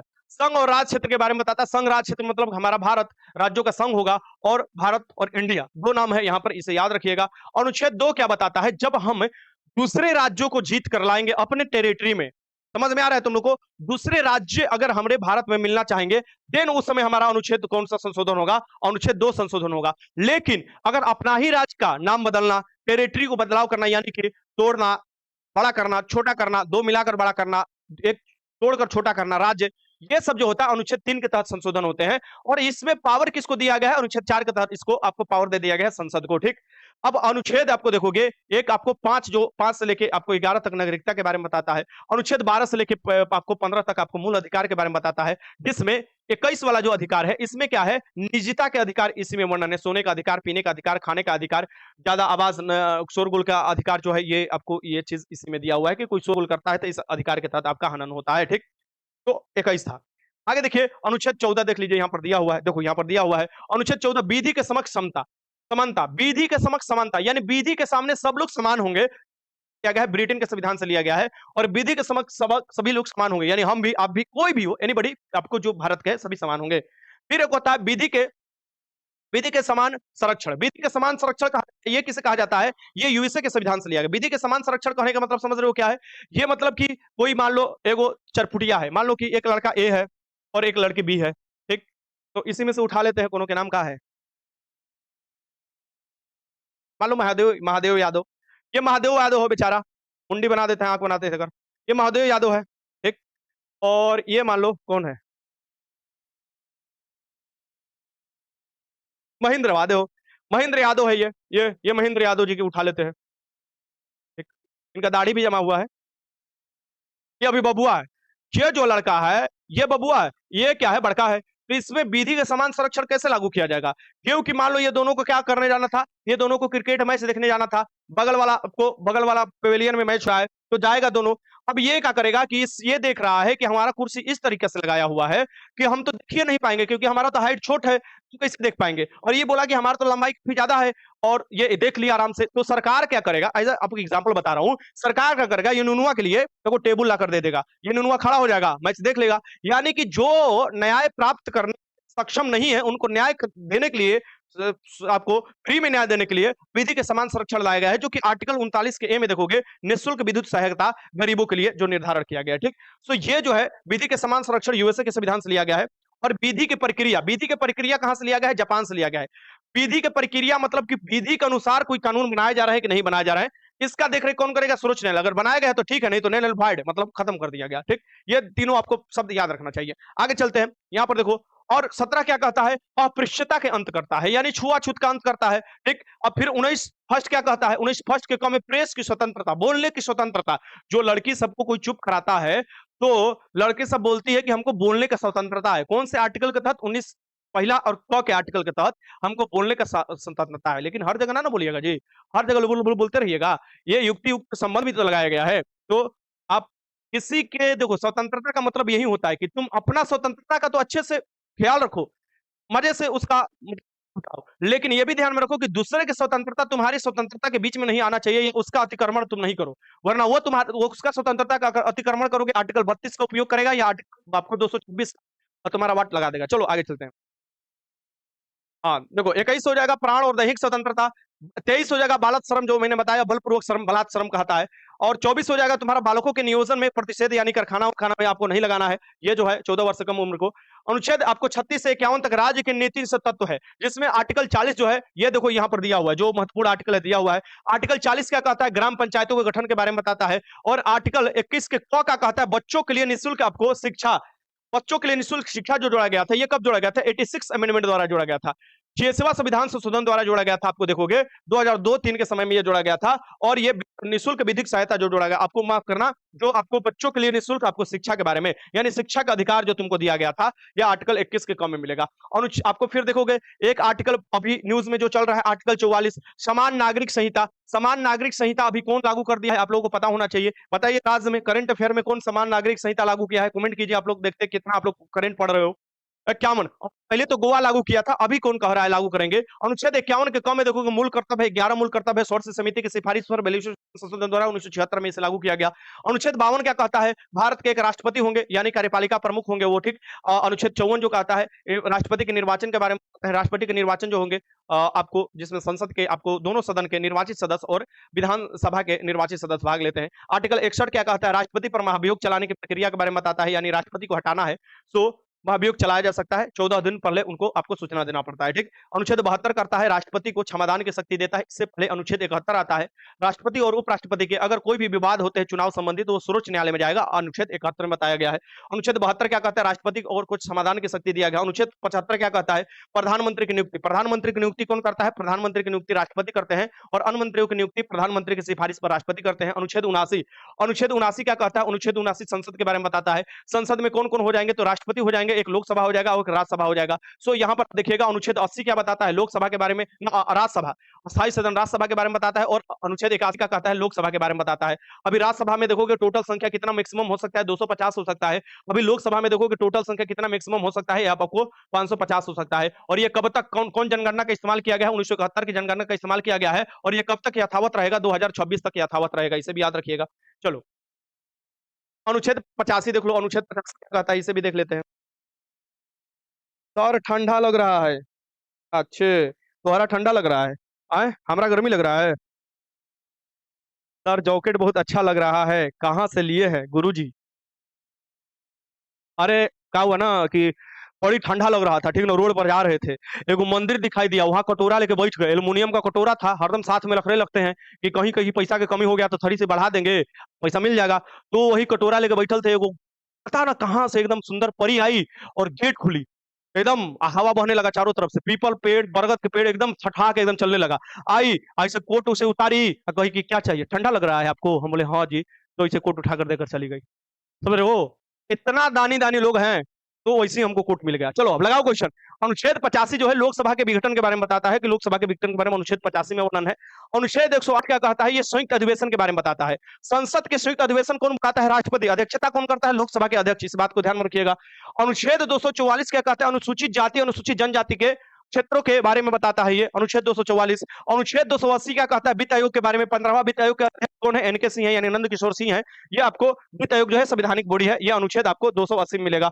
अनुच्छेद 324 क्या बताता है, निर्वाचन आयोग के बारे में बताता है, मैंने आपको ऊपर बताया। निर्वाचन आयोग जो है ये भी संवैधानिक बॉडी है। अनुच्छेद 330 क्या है, अनुसूचित जाति अनुसूचित जनजाति के आरक्षण के बारे में आपको जो बताया गया है, यह अनुच्छेद 330 में बताया गया है। अनुच्छेद 343 क्या है, अनुच्छेद 343 में संघ की राजभाषा के बारे में बताया गया है। हिंदी जो होगा हमारा संघ का राजभाषा है। देखोगे अनुच्छेद 352 क्या बताता है, आपातकाल का प्रावधान बताता है, जो कि राष्ट्रीय आपात जो कि 3 बार लग चुका है। 1962 में लगा था, चीन के साथ युद्ध हुआ था, तो 1971 में लगा था, बांग्लादेश बना था तो 1975 से 77 में लगा था, 75 से 77 में लगा था, जब आपको आंतरिक अशांति का कहकर इंदिरा गांधी लगाई थी। तो 3 बार राष्ट्रीय आपात लग चुका है, ठीक। आंतरिक अशांति की जगह पर 44वें संविधान संशोधन 1978 द्वारा अब आपको सशस्त्र विद्रोह शब्द जोड़ दिया गया है, ठीक।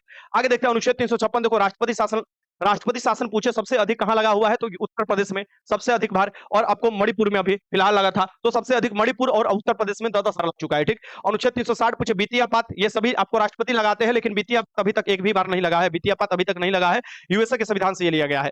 अनुच्छेद 368 संविधान के संशोधन के बारे में बताता है। अनुच्छेद 370 काम तमाम हो गया था 2019 में ही, जम्मू कश्मीर को विशेष राज्य का दर्जा जो देता था। चलो आगे देखते हैं, यहाँ पर कुछ देखो टॉपिक। अब देखो टॉपिक यहाँ पर क्या दिया है, भारत में शास्त्रीय नृत्य जो क्षेत्र है वहां से संबंधित पूछता है कि ये नृत्य जो है ये किस क्षेत्र में बोला जाता है, किया जाता है, ठीक। जो शास्त्रीय नृत्य शैली है। चलो आगे चलते हैं।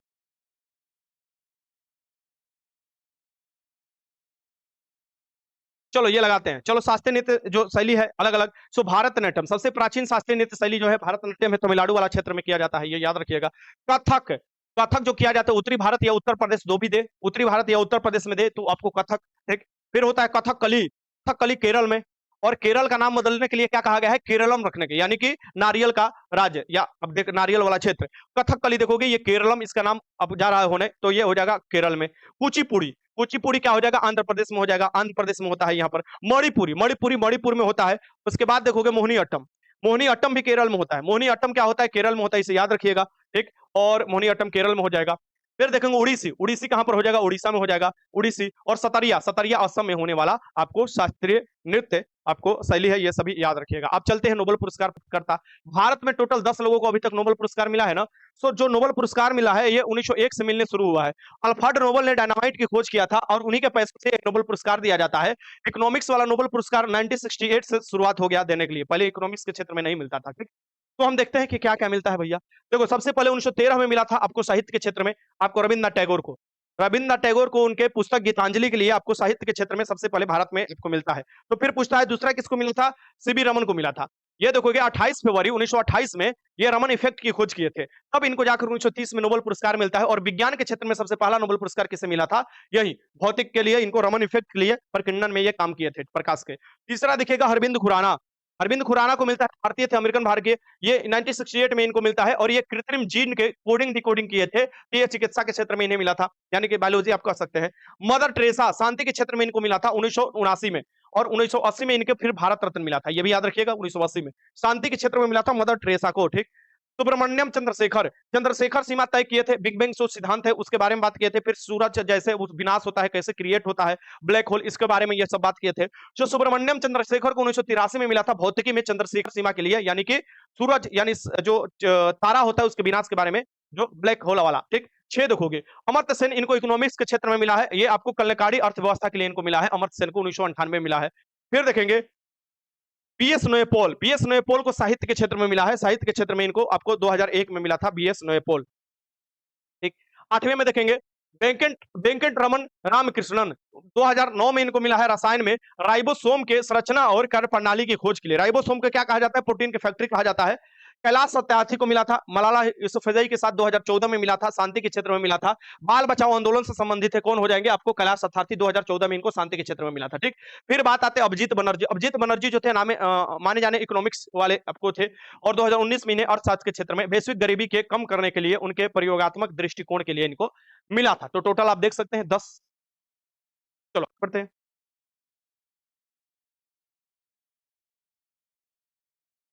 चलो चलो चलो आगे बढ़ते हैं।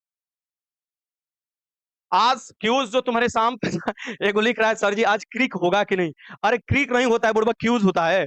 और क्यूज होगा, काहे चिंता तुम लोग कर रहे हो? क्यूज होगा, होगा होगा। चलो संगठन देखें, उसके मुख्यालय देखते हैं भैया। संगठन उसके मुख्यालय, यहां से श्योर तुम्हारे एग्जाम में क्वेश्चन आता है कि कौन संगठन है, उसका मुख्यालय और ये आपको स्थापना कब हुआ था। चलो देखते हैं पहले। अंतरराष्ट्रीय मुद्रा कोष और विश्व बैंक, इसे ब्रिटेन वुड्स सम्मेलन जो हुआ था 1944 में, उसका आपको उपज कहा जाता है। किसका? अंतरराष्ट्रीय मुद्रा कोष और विश्व बैंक, एक दूसरे को जुड़वा बहन भी इसे कहा जाता है, ठीक। ये दोनों का मुख्यालय अमेरिका के वाशिंगटन डीसी में मिलेगा, और दोनों का स्थापना हुआ था 1945 में। समझ लू? ठीक है, चलो आगे बढ़ते हैं। अब देखो ये दोनों, विश्व बैंक हुआ वर्ल्ड बैंक। वर्ल्ड बैंक क्या करता है? ये इसका जो ऋण दिया जाता है, ये लॉन्ग टर्म के लिए दिया जाता है, लंबा समय के लिए, और कम ब्याज पर दिया जाता है। आईएमएफ जो होता है, ये आपको इंडियन जो इंटरनेशनल मॉनेटरी फंड, ये आपको देता है। समझो कि कर्ज में डुबा देगा वो, अगर इसके बात नहीं मानो तो। मतलब कि ये जो बोलेगा, पहले बोलेगा कि ये काम अपने यहाँ करो, टैक्स में इतना फिर से बढ़ाओ, ये सब करो, तो वो सब करने के बाद ये अपना पैसा रिलीज करता है, ठीक। खाद्य एवं कृषि संगठन, खाद्य एवं कृषि संगठन एफएओ जिसे कहा जाता है, ये रोम में है। रोम में है, 1945 में इसका गठन किया गया था। विश्व व्यापार संगठन, वर्ल्ड ट्रेड ऑर्गेनाइजेशन, जनेवा में, पहले इसे गेट के नाम से जाना जाता था। 1995 में इसका नाम बदलकर कर दिया गया आपको विश्व व्यापार संगठन। इसे बात को ध्यान में रखिएगा। विश्व स्वास्थ्य संगठन, 7 अप्रैल 1948 को विश्व स्वास्थ्य संगठन की स्थापना होता है, और ये जनेवा, जनेवा कहां पर स्थित है भैया? स्विट्जरलैंड में है। स्विट्जरलैंड में। अब कहोगे सर जी सब मुख्यालय जनेवा में ही कहा ज्यादातर दिखाई देता है? जनेवा एक छोटा सा देश है, विकसित देश है, यूरोपियन कंट्री देश है, साथ में उन्होंने बोला है कि हम वार से दूर रहेंगे। मतलब कि हम किसी की तरफ नहीं जाएंगे वार में, हम किसी के साथ साथ, मतलब कि हम वार से, मतलब कि युद्ध से दूर रहेंगे, और किसी भी युद्ध में हम सहभागी नहीं बनेंगे। इसलिए देखोगे उसका बहुत ज्यादा विकास हुआ। वहां पर देखो कि स्विस बैंक भी है, काला धन, समझ रहे हो ना? उसका भी मुख्यालय मिलेगा। देखो विश्व स्वास्थ्य संगठन देखोगे, ये जनेवा 1948। गैट, गैट जो था ये देखो बाद में आपको बदल जाता है, यही आपको 1995 में वर्ल्ड ट्रेड ऑर्गेनाइजेशन हो जाता है, यानी कि डब्ल्यूएचओ हो जाता है, नहीं डब्ल्यूटीओ हो जाता है। जनेवा में इसका भी मुख्यालय 1947। रेड क्रॉस, रेड क्रॉस की आपको 3 बार आपको शांति के क्षेत्र में इनको नोबेल पुरस्कार भी मिल चुका है, ठीक। जनेवा में इसका मुख्यालय मिलेगा। 1863 में इसकी स्थापना किया था हेनरी ड्यूरेंट ने, आपको रेड क्रॉस की स्थापना किया था। जी8, जी8, जी7 हो चुका है, काम खत्म है, इसका मुख्यालय नहीं होता है। 1975 में जी7 हो चुका है इसका नाम अब, ठीक। जी8 कहां? रसिया निकल चुका है, जी7 इसका नाम है। जी15, जी15 जनेवा में इसका मुख्यालय आपको मिलेगा। 1989 में इसकी स्थापना हुआ था। अंकटाड, अंकटाड जो है इसका मुख्यालय जनेवा में मिला था, 1964 में इसकी स्थापना हुआ था, ठीक। एशियाई विकास बैंक, ठीक। Asian development bank, Asian development bank में देखोगे जापान का दबदबा है, ठीक। और इसका मुख्यालय जो मिलेगा मनीला में मिलेगा, फिलीपींस की राजधानी मनीला में। 1966 में इसकी आपको स्थापना हुआ था। दसेज जिसे हम लोग सार्क बोलते हैं, इसकी स्थापना 8 दिसंबर 1985 वो था, 8 दिसंबर 1985 को हुआ था, और ये कहां पर हुआ है? काठमांडू में हुआ है, ठीक। सार्क की। ओपेक, ओपेक की स्थापना वियना में हुआ है। वियना ऑस्ट्रिया की राजधानी वियना है, ऑस्ट्रिया, ऑस्ट्रिया। 1960 में इसकी स्थापना हुआ। इंटरपोल, इंटरपोल की स्थापना पेरिस में हुआ, ठीक, और 1923 में। आगे देखो क्वेश्चन। अंतरराष्ट्रीय न्यायालय, अंतरराष्ट्रीय न्यायालय जो है ये कहां पर है? नीदरलैंड की राजधानी हेग में है, ठीक।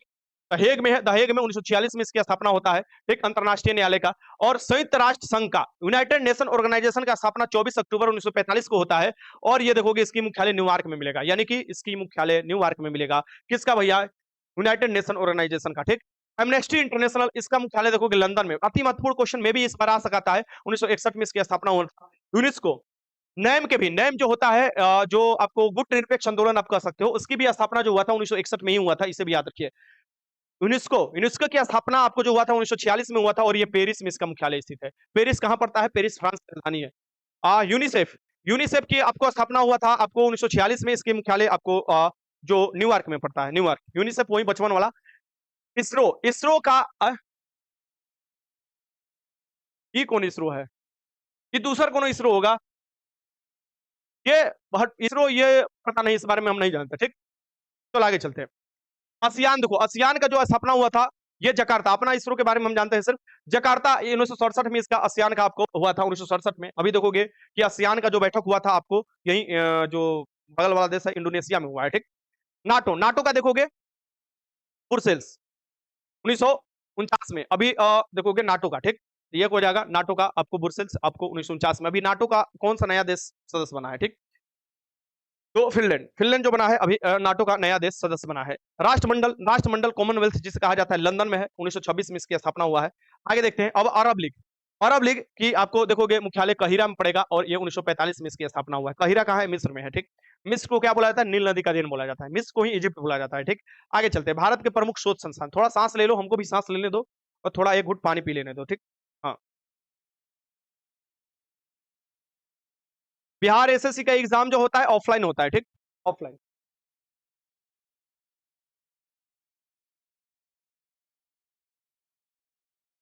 चलो स्टार्ट करते हैं, अभी बड़ी टॉपिक है, चलो पढ़ते रहो, रिवीजन करते रहो। चलो यहां से देखते हैं भारत के प्रमुख शोध संस्थान, भारत के प्रमुख जो शोध संस्थान है इनका नाम बताना है।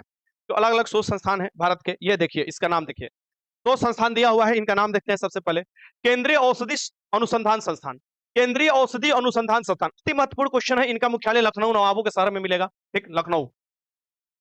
औद्योगिक विश्व, विश्व मतलब जौहर होता है, औद्योगिक विश्व अनुसंधान केंद्र लखनऊ में स्थित है। भारतीय मौसम विज्ञान संस्थान जो है नई दिल्ली में स्थित है, भारतीय मौसम विज्ञान संस्थान। और भारतीय मौसम वेधशाला पूछे तो ध्यान में रखना, भारतीय मौसम विज्ञान संस्थान जो है नई दिल्ली में स्थित है, और भारतीय मौसम वेधशाला पुराना सबसे ये पुणे में स्थित है। कहां पर है, पुणे में, पुणे महाराष्ट्र। अखिल भारतीय आयुर्वेद संस्थान, अखिल भारतीय आयुर्विज्ञान संस्थान जो है नई दिल्ली में मिलेगा, ठीक, अखिल भारतीय आयुर्विज्ञान संस्थान। भारतीय पुरातात्विक सर्वेक्षण विभाग कोलकाता में मिलेगा। केंद्रीय चावल अनुसंधान संस्थान कटक,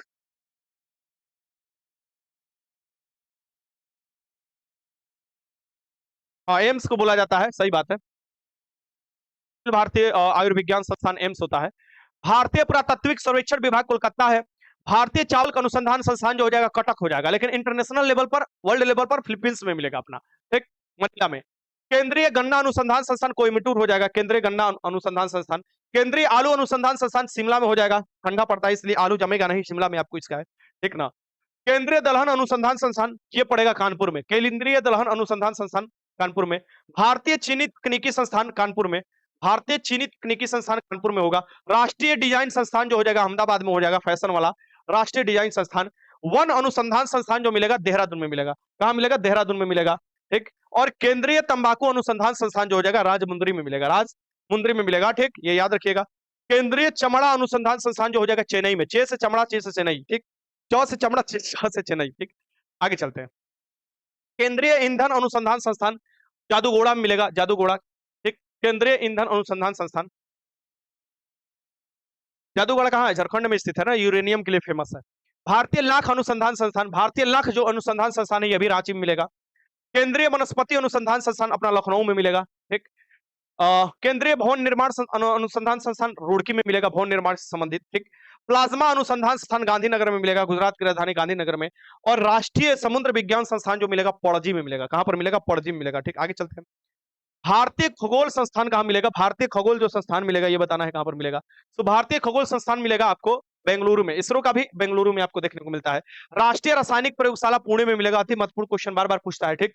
और राष्ट्रीय ग्रामीण विकास संस्थान जो मिलेगा हैदराबाद में मिलेगा, हैदराबाद सिकंदराबाद को जुड़वा शहर कहा जाता है, ठीक। आगे चलते हैं, अब ये देख लो भाई क्या दिया हुआ है। हाँ, पर्यावरण से जो पर्यावरण संरक्षण से संबंधित जो है ये जो भारत में चलाए गए हैं प्रमुख आंदोलन, याद रखना भारत में चलाए गए जो पर्यावरण से संबंधित प्रमुख आंदोलन है उसको एक बार में देख लेते हैं हम लोग। एक बार इसे छोटा में कर लेता हूं फिर मैं आपको बताता हूं इसका क्या होगा, ठीक। चलो तो यहां से हम देखते हैं पर्यावरण के लिए जो आपको चलाए गए आंदोलन है। सबसे पहले हम लोग क्या देखेंगे, हम लोग देखेंगे यहां से चिपको आंदोलन। चिपको आंदोलन की शुरुआत हुआ था 1974-75 के समय में, देखोगे कहीं कहीं 1971 भी तुमको पढ़ने को मिलेगा, ठीक। तो चिपको आंदोलन उत्तराखंड के रेणु गांव से शुरुआत हुआ था और इस आंदोलन का नेतृत्व करता कौन थे, सुंदरलाल बहुगुणा थे, गौरी देवी थी और चंडी प्रसाद भट्ट थे, ठीक, ये थे।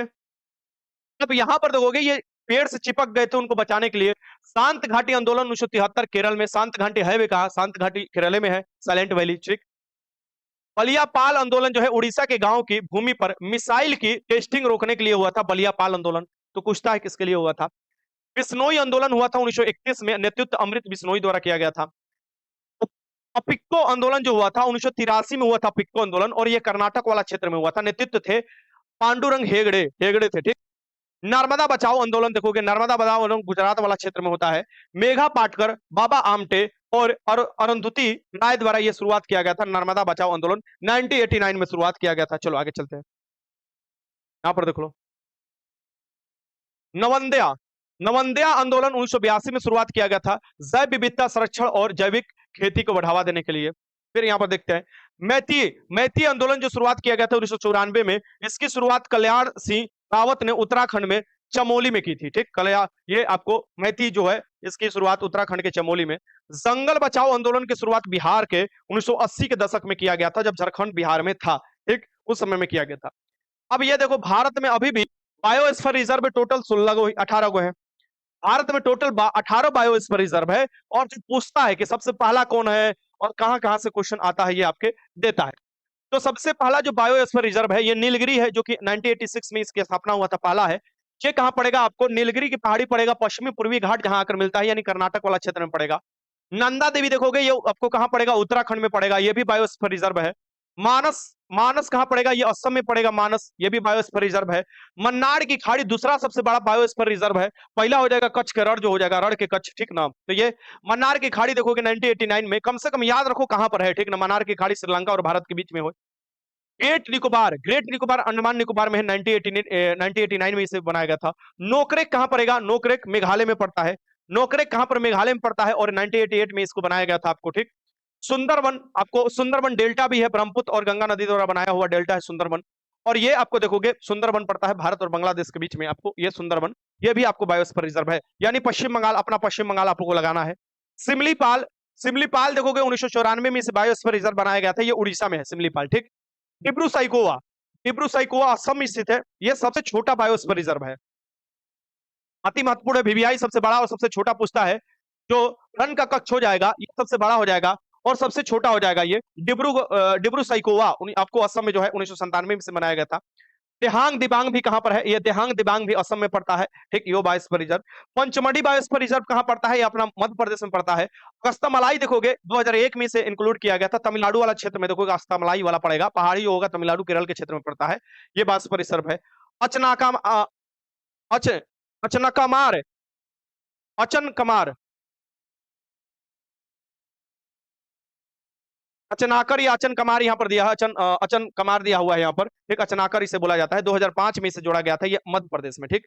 कंचनजंगा देखोगे, कंचनजंगा जो पड़ेगा ये सिक्किम में पड़ेगा, कंचनजंगा, ठीक। कच्छ के रण कहां पड़ता है, ये 2008 में सबसे बड़ा, देखो यहाँ पर लिखा हुआ है, सबसे बड़ा जो है ये आपको बायोस्फीयर रिजर्व है कच्छ के रण। शीत मरुस्थल, ठीक, शीत मरुस्थल 2009 में इसे जोड़ा गया था, ठीक। शेषाचलम 2010 में इसे जोड़ा गया था, और पन्ना मध्य प्रदेश को 2011 में। तो लेटेस्ट पन्ना था मध्य प्रदेश वाला, 2011 में इसे बना दिया गया। टोटल जो मैंने आपको बताना था बता दिया। क्वेश्चन आगे देखिए, भारत में टाइगर रिजर्व की सूची क्या है। भारत में टोटल 54 टाइगर रिजर्व है, ठीक। रानी दुर्गावती जो टाइगर रिजर्व है ये आपको देखने को मिलता है 54वां। और आप देखोगे इससे पहले जो यूपी का बनता है, ठीक, वो आपको 53वां था, ठीक। तो भारत में जो टाइगर रिजर्व है उसका नाम पूछता है किस राज्य में है, तो उत्तराखंड में कौन है, माफ करना, झारखंड में पलामू टाइगर रिजर्व है। कौन है, एक झारखंड में स्थित है पलामू टाइगर रिजर्व, इसे याद रखिएगा। प्रदेश में कौन कौन टाइगर रिजर्व है, एक है दुधवा टाइगर रिजर्व, एक है पीलीभीत टाइगर रिजर्व, एक है रानीपुर, ठीक ना, और एक है अमनगढ़, ठीक। तो 53वां कौन हो गया था, रानीपुर वाला हो गया था 53वां टाइगर रिजर्व, ठीक, इसे याद रखिएगा। उड़ीसा में देखोगे कौन कौन है, सिमलीपाल है, सतकोसिया है, ये उड़ीसा का टाइगर रिजर्व है, टाइगर रिजर्व है। असम में देखोगे मानस है, न्यामरी है, काजीरंगा है, ओरांग है, डिब्रू साइकोवा है, ठीक, ये सब जो है असम में आपको स्थित है। तमिलनाडु में देखोगे मधुमलाई है, सत्यमंगलम है टाइगर रिजर्व, कलक्कड़ मुंडले थुरोई है, अन्नामलाई है, शिरुवल्लपुतूर है, मेघामलाई है। ये जो आपको मिलेगा ये टाइगर रिजर्व आपको, ये दोनों एक ही है भैया, तो मेघामलाई से याद कर लो, ये दोनों एक ही है, ठीक, आपको तमिलनाडु में। पश्चिम बंगाल देखो सुंदरबन बुक्सा, ये जो हो जाएगा पश्चिम बंगाल का हो जाएगा सुंदरबन बुक्सा, पश्चिम बंगाल का टाइगर रिजर्व। सुंदरबन अलग है, बुक्सा अलग है, ठीक। बिहार में मात्र एक ही है, अभी जो है दूसरा बनाने की बात चल रहा है वो होगा कैमूर, कैमूर जो हो जाएगा टाइगर रिजर्व दूसरा होगा, लेकिन विवाद चल रहा है पूरी तरीके से। तो बिहार में है वाल्मीकि, जो कि पश्चिमी चंपारण में देखने को मिलता है। मिजोरम में दम्फा है। राजस्थान में देखोगे रणथंभौर है, सिरिस्का है, मुकुंदरा हिल्स है, रामगढ़ विस्तारी है। रामगढ़ विस्तारी है, ये आपको देखोगे कि वो कहां पड़ेगा, राजस्थान में। छत्तीसगढ़ में इंद्रावती, इंद्रावती, उदंत, सीता नदी और अचनाकर, ये जो होगा ये छत्तीसगढ़ में। अचनाकर पूछ सकता है एग्जाम में, क्योंकि वो क्वेश्चन कभी से नहीं पूछ रहा है, ठीक। तो अचनाकर देख लेना आप लोग। इंद्रावती भी। अरुणाचल प्रदेश, नामदफा, पक्के और कमलंग। कमलंग अरुणाचल प्रदेश में है, नामदफा है, पक्के है, दोनों अरुणाचल प्रदेश में। केरल में कौन पड़ता है, पेरियार पड़ेगा, पेरबुल्लम कुलम पड़ेगा। पेरियार, पेरबुकुलम, पेरियार नदी भी है और पेरियार झील भी है, इसे भी याद रखिएगा। तेलंगाना में कौन पड़ेगा, कावल और अमराबाद, ये तेलंगाना में टाइगर रिजर्व है। आंध्र प्रदेश के टाइगर रिजर्व, नागा अर्जुन सागर सेलम, नागा अर्जुन श्री सैलम या नागा अर्जुन सागर सेलम, आपको याद रखना है, कैसे भी याद रख लो। कृष्णा नदी पर वहां पर बांध भी देखने को मिलता है। मध्य प्रदेश में देखोगे पन्ना है, कान्हा है, पेंच है, बांधवगढ़ है, सतपुड़ा है, संजय धुबरी है, और सबसे अधिक जो आपको टाइगर रिजर्व है वो मध्य प्रदेश में है। और नया दिल्ली जो टाइगर रिजर्व बना है मध्य प्रदेश में बना है। महाराष्ट्र में कौन कौन है, मेलघाट, मेलाघाट क्या हो जाएगा, मेलघाट हो जाएगा, दबोचा अंधेरी हो जाएगा, पेंच हो जाएगा, सहाद्री हो जाएगा, नौगांव हो जाएगा, नागजीरा हो जाएगा, बोर हो जाएगा। कर्नाटक में देखोगे कौन कौन होगा, बांदीपुर हो जाएगा, भद्रा हो जाएगा, दंडेली अंसी हो जाएगा, नागरहोल हो जाएगा, बलगिरी, रंगनाथ मंदिर, ये आपको कर्नाटक में। और उत्तराखंड में कौन कौन मिलेगा, जिम कार्बोट मिलेगा, राजा जी टाइगर रिजर्व, ये आपको उत्तराखंड में। उत्तराखंड में फूलों की घाटी भी मिलेगा। चलो ये आपको था टाइगर रिजर्व, क्योंकि टाइगर रिजर्व से संबंधित क्वेश्चन आता है। आगे चलते हैं। पूर्ण आंतरिक परिवर्तन से संबंधित जो क्वेश्चन आपसे पूछता है वो देख लेते हैं। पूर्ण आंतरिक परिवर्तन यानी टोटल इंटरनल रिफ्लेक्शन, ठीक। तो ये पूर्ण आंतरिक परिवर्तन मृग तृष्णा या मृग मृच्छिका की घटना, मृग तृष्णा या मृग मृच्छिका की घटना, थोड़ा सुस्ता लो बस, विद इन सेकंड के अंदर, 3 सेकंड के अंदर मैं आता हूं।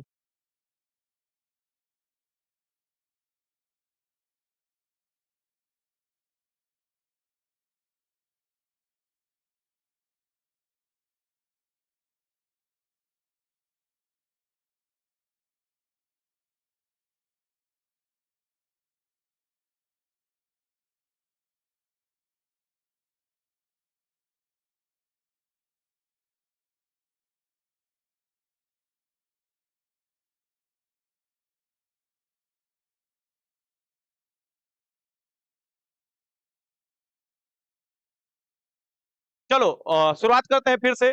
तो ये कटे हुए हीरे, जैसे कि ये टोटल इंटरनल रिफ्लेक्शन जो होता है पूरा आंतरिक परिवर्तन, तो मृग मृच्छिका या मृग मृच्छिका जिसे बोला जाता है, यानी कि अगर रेगिस्तान वाले क्षेत्र में देखोगे कि हिरन दिखाई देती है, लेकिन जाने पर नहीं मिलती है, दूर से दिखती है हिरन जैसा। या पानी रोड पर गिरा हुआ दिखाई देगा, गर्मी के दिनों में जाने पर नहीं मिलेगा। कटे हुए हीरे का चमकना, ठीक, ये भी total internal reflection. Optical fibre, प्रकाशीय तंतु संचारण संचरण में, यानी कि ये इस्तेमाल किया जाता है कम्युनिकेशन में। एंडोस्कोपी का कार्य जो होता है, पेट में जो आपको व्याधि होते हैं उनको देखने के लिए, प्रॉब्लम जो होता है उसको एंडोस्कोपी किया जाता है। पूर्ण आंतरिक परिवर्तन पर ही होता है। शीशा का चमका हुआ भाग जो होता है, चमकना, पूर्ण आंतरिक परिवर्तन हो जाता है, ठीक। अब परखनल्ली पानी में डालोगे तो चमकेगा, तो पूर्ण आंतरिक परिवर्तन तुमको देखने को मिलता है। ये इंद्रधनुष में भी पूर्ण आंतरिक परिवर्तन तुमको देखने को मिलता है। सो मेनी फेनोमेना है आपका, आपको नेचर में, जो कि पूर्ण आंतरिक परिवर्तन देखने को मिलता है, ठीक। अब ये प्रकाश के परिकिरणन से संबंधित देख लो, प्रकाश के परिकिरणन में क्या क्या होता है। प्रकाश के प्रकीर्णन यानी प्रकाश छोटे छोटे पार्टिकल पर को टकराता है और अलग अलग तरंगधरों में बिखर जाता है, तो उसका अलग अलग रंग जो होते हैं उसके आपको संबंधित बताना है। तो छोटी तरंगधर किस प्रकाश का होता है ये पूछता है। छोटी तरंगधर का प्रकाश का प्रकीर्णन अधिक होता है। छोटी तरंगधर यानी कि बैगनी, बैगनी का प्रकीर्णन सबसे अधिक होगा, क्योंकि उसका सबसे छोटा आपको तरंगधर है। वायुमंडल के कणों द्वारा प्रकाश किरणों के बिखराव ही क्या कहा जाता है, परिकिरणन कहा जाता है, ठीक। परिकिरणन बैगनी रंग का प्रकाश का सबसे अधिक होता है और लाल रंग का सबसे कम होता है, क्योंकि लाल रंग का तरंगधर सबसे ज्यादा होता है, इसलिए प्रकीर्णन सबसे कम होता है, इसलिए लाल का हम प्रयोग करते हैं कहां पर, तो इंडिकेटर के तौर पर आप प्रयोग करते हैं, सिग्नल के तौर पर आप प्रयोग करते हैं, ठीक। उदाहरण, वातावरण में प्रकाश का बिखराव, प्रकाश के नीला दिखाई देना, समुद्र का नीला दिखाई देना, तो ये सब जो है ये आपको दिखाई देता है। वैसे ही कहा जाता है कि जब आकाश में अंतरिक्ष यात्री जाते हैं तो अंतरिक्ष कैसा दिखाई देता है, तो वहां पर प्रकाश का प्रकीर्णन नहीं होता है, इसलिए काला दिखाई देता है, ठीक। अब देखो यहाँ पर वर्ण विक्षेपण किसे कहा जाता है, तो जब श्वेत प्रकाश को हम प्रिज्म से गुजारेंगे, ये रहा प्रिज्म द्वारा, श्वेत प्रकाश को हम जब प्रिज्म से गुजारते हैं तो अपने 7 भागों में डिवाइड हो जाता है, क्योंकि श्वेत प्रकाश जो होता है वो 7 भागों, 7 रंगों का मिश्रण होता है। सो वर्ण विक्षेपण में यही होता है कि श्वेत प्रकाश को अपनी अवयवी रंगों में विभक्त होना क्रिया कहलाता है, ठीक। तो बिग्योर के नाम से आप याद रखे होंगे, या आपको बैगनिया पिनाला के नाम से आप याद रखे होंगे। सबसे देखोगे ये जो प्रकाश हम यहाँ से गुजार रहे हैं, तो ये आपको प्रिज्म से क्या हो रहा है, एक निकल रहा है सबसे पहले लाल, फिर देखोगे उसके बाद आपको ऑरेंज, फिर आप उसके बाद देखोगे येलो, और लास्ट में आप देखोगे ये आपको जाता है वॉयलेट, यानी कि आपको में जाता है, ठीक, बैगनी। तो यहां पर देखोगे सबसे अधिक जो आपको प्रकीर्णन हो रहा है ये बैगनी का हो रहा है, सबसे कम प्रकीर्णन मतलब छितराना। अब इस एंगल से देखोगे लाल का तो सामने से निकल जा रहा है, लेकिन धीरे धीरे ये सब छितराते जा रहे हैं, यानी कि ज्यादा एंगल बनाते जा रहे हैं, यानी प्रकीर्णन सबसे कम होता है लाल का, इसीलिए हम लोग सिग्नल के तौर पर इस्तेमाल करते हैं, और सबसे अधिक बैगनी का हो जाता है, इसलिए आपको सब बैगनी, आपको आपको नीला नीला होता है, सॉरी, नीला आपको दिखाई देता है। कैसे आपको जो समुंदर है और जो आकाश है वो नीला दिखाई देता है, प्रकीर्णन के कारण ही। सूरज उगते समय डूबते समय लाल दिखाई देता है, लाल का प्रकीर्णन के कारण आप देखोगे, यानी कि लाल रंग का प्रकीर्णन के कारण, ठीक ना। तो ये सब आपको पता होना चाहिए। माने प्रकीर्णन तो प्रकाश का ही होता है। चलो, प्रिज्म से वर्ण विक्षेपण द्वारा प्राप्त जो प्रकाश होते हैं उनका आपको क्रम दिया है विग्योर, याद कर लेना तुम लोग। चलो, लाल के प्रकाश का आपको तरंगधर सबसे अधिक होता है, इसलिए प्रकीर्णन सबसे कम होता है, ठीक। यानी बैगनी का आपको प्रकाश का तरंगधर क्या होता है, सबसे कम होता है, इसलिए प्रकीर्णन सबसे ज्यादा होता है। अब यहाँ पर देख लो अवतल लेंस के बारे में। अवतल लेंस जो होता है ये क्या करता है, अवतल लेंस आपको और आपको अवतल दर्पण ये दोनों पूछता है। सो अवतल दर्पण के बारे में पूछ रहा है। अवतल दर्पण क्या होता है, अवतल देखकर बाहर की तरफ निकला रहता है। अवतल दर्पण जो देखे हुए उसमें कभी भी बड़ा प्रतिबिंब बनता है, कभी भी बड़ा प्रतिबिंब बनेगा। सो अवतल दर्पण क्या करता है, इसका उपयोग हम लोग किस करते हैं, दाढ़ी बनाने वाले में, चेहरा देखने वाले दर्पण के रूप में, जो नाई बनाता है दाढ़ी उड़ी, वहां पर इसको देखने में मिलते हैं, सुंदर भी दिखाई देते हैं, ठीक ना। दर्पण में पूरा प्रतिबिंब देखना है तो पूरे दर्पण का आधा का उपयोग करना पड़ेगा, यानी अपने शरीर का पूरा आधा दर्पण लोगे तो पूरा प्रतिबिंब भी देख लोगे। सो बड़ा जो बनाएगा वो दाढ़ी बनाने वाले शीशे के रूप में होगा, या डॉक्टर कोई भी चीज छोटा पार्टिकल देखना चाह रहे हैं अपने शरीर, तो वो अवतल दर्पण का प्रयोग करेंगे, जैसे कि डॉक्टर द्वारा आंख, कान, नाक और गले के निरीक्षण करने में, ठीक। टॉर्च और आपको सर्च लाइट में भी देखोगे आपको अवतल दर्पण का प्रयोग किया जाता है। और अवतल दर्पण के आपको देखोगे जस्ट उल्टा जो फिनोमिना होता है, यानी कि जस्ट उल्टा व्यवहार जो करता है वो उत्तल लेंस करने लगता है, ठीक। तो आगे पढ़ोगे, चलो मैं पढ़ा रहा हूँ। और आपको उत्तल दर्पण का प्रयोग देखोगे आपको मुख्यतः किसमें होता है, तो उत्तल दर्पण का वाहन का पृष्ठ, यानी पीछे वाला जो साइड वाला देखने के लिए विस्तृत क्षेत्र का छोटे से क्षेत्र में दिखा देता है, उसके लिए हम लोग क्या करते हैं, उत्तल दर्पण का प्रयोग करते हैं, इसे भी याद रखिएगा। अब लेंस के प्रकार में दो देखते हैं, लेंस लेंस आपको, तो लेंस मुख्य रूप से दो प्रकार हम आपको बताने वाले हैं जहां से क्वेश्चन बनता है। जो लेंस होता है यहाँ पर देख लीजिए, लेंस ये आपको एक आपको उत्तल लेंस होता है जिसे अभिसारी लेंस कहा जाता है, एक अवतल लेंस होता है जिसे सारी लेंस कहा जाता है। सो उत्तल लेंस और अवतल लेंस के बारे में क्या पूछता है, देखिए। तो बड़ा प्रतिबिंब आपको बनाने के लिए हम लोग उत्तल लेंस का प्रयोग करेंगे, छोटा प्रतिबिंब यानी कि बनाने के लिए हम लोग अवतल लेंस का प्रयोग करेंगे, इसे भी याद रखिएगा। सो लेंस की शक्ति किससे मापी जाती है, सबसे ये पहले देख लीजिए। लेंस की शक्ति आपको शक्ति फॉर्मूला होता है P बराबर पावर बराबर 1/f, और ये जो होता है F ये मीटर में होता है, इसे भी याद रखिएगा 1/f। ये आपको जो फोकस दूरी है ये मीटर में होता है। P बराबर लेंस की शक्ति होता है और A बराबर लेंस की फोकस दूरी जो कि मीटर में होती है, देखिए साफ साफ लिखा भी है यहाँ पर। अब यहाँ पर जो फैक्ट है ये देख लेते हैं। उत्तल लेंस की क्षमता जो होती है ये घनात्मक होती है। उत्तल लेंस जो होता है ये अवतल दर्पण के जैसा होता है, तो उत्तल लेंस की जो क्षमता होगी ये धनात्मक होगी, और आपको जो अवतल लेंस की क्षमता होता है ये ऋणात्मक होता है, ठीक। समझ लो, समझ गया गया। तो ये याद रखना, उत्तल लेंस की क्षमता जो होता है धनात्मक होता है, अवतल लेंस का क्षमता जो होता है ऋणात्मक होता है। क्षमता जो मापा जाता है उसे डायप्टर में मापा जाता है, लेंस की क्षमता डायप्टर में मापा जाता है। अब दृष्टि जो होता है, स्पष्ट न्यूनतम दूरी कितना होता है, 25 सेंटीमीटर, और आपको दूरी दूर वाला जो होता है वो अनंत होता है, इसे भी ध्यान में रखिए। मनुष्य की आंख पर प्रतिबिंब बनता है रेटिना पर, वास्तविक बनता है छोटा बनता है, वस्तु से छोटा को वस्तु से छोटा बनता है, वास्तविक बनता है उल्टा बनता है। अब दृष्टि दोष देख लीजिए, अलग अलग जो दृष्टि दोष पूछता है कभी कभी, उसमें कौन से लेंस का प्रयोग करते हैं और क्या उसकी विशेषता है। सो हम दो प्रकार के दृष्टि दोष खास कर देखेंगे। सबसे पहले दृष्टि दोष मतलब तुम्हारे आंख में कोई प्रॉब्लम हो जाना, यानी निकट की वस्तु जब हमको स्पष्ट दिखाई ना दे और दूर की वस्तु दिखाई दे तो उसे हम लोग करते हैं दूरदृष्टि, यानी दूरदृष्टि दोष में दूर की वस्तु दिखाई देगा, निकट की वस्तु नहीं दिखाई देगा, ठीक।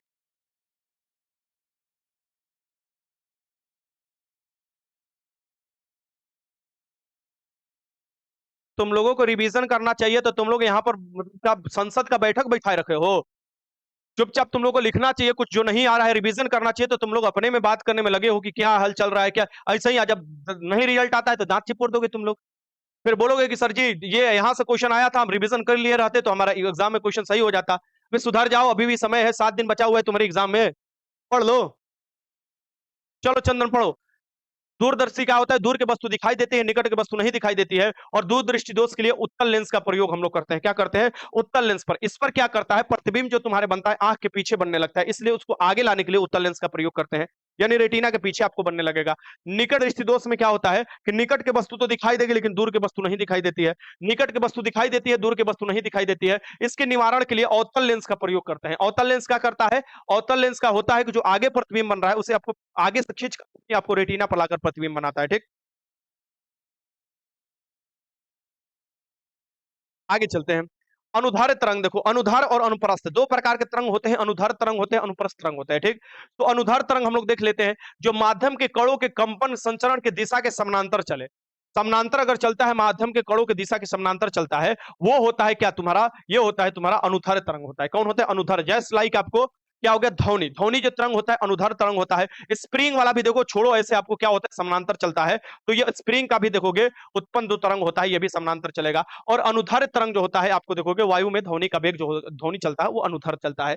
फिर हम बात करते हैं अनुप्रस्थ तरंग। प्रकाश कैसा है? अनुप्रस्थ तरंग है। और प्रकाश कैसे चलता है अपना, तो माध्यम के कणों के कंपन के आपको लंबवत चलता है, लंबवत चलता है, लंबवत चलता है, ये याद रखिए। सचड़ के दिशा के लंबवत जब चलता है तो इसे हम लोग कहते हैं क्या, ये आपको अनुप्रस्थ तरंग होता है, प्रकाश तरंग होता है। उदाहरण रस्सी के उत्पन्न तरंग, रस्सी द्वारा पानी में कोई पत्थर फेंकोगे जो तरंग उत्पन्न होगा वो होगा, लाइट वाला वेव जो होगा वो होगा। और इसीलिए आपको क्या होता है कि अनुप्रस्थ तरंग में क्या हो जाता है, तुमको दिखाई दे देता है पोलराइजेशन, लेकिन आपको क्या होता है, अनुधार धर्म में आपको पोलराइजेशन नहीं दिखाई दे देता है। ठीक, यानी ध्रुवीकरण। अब अम्ल और उसके प्राकृतिक स्रोत देख लो और उसके,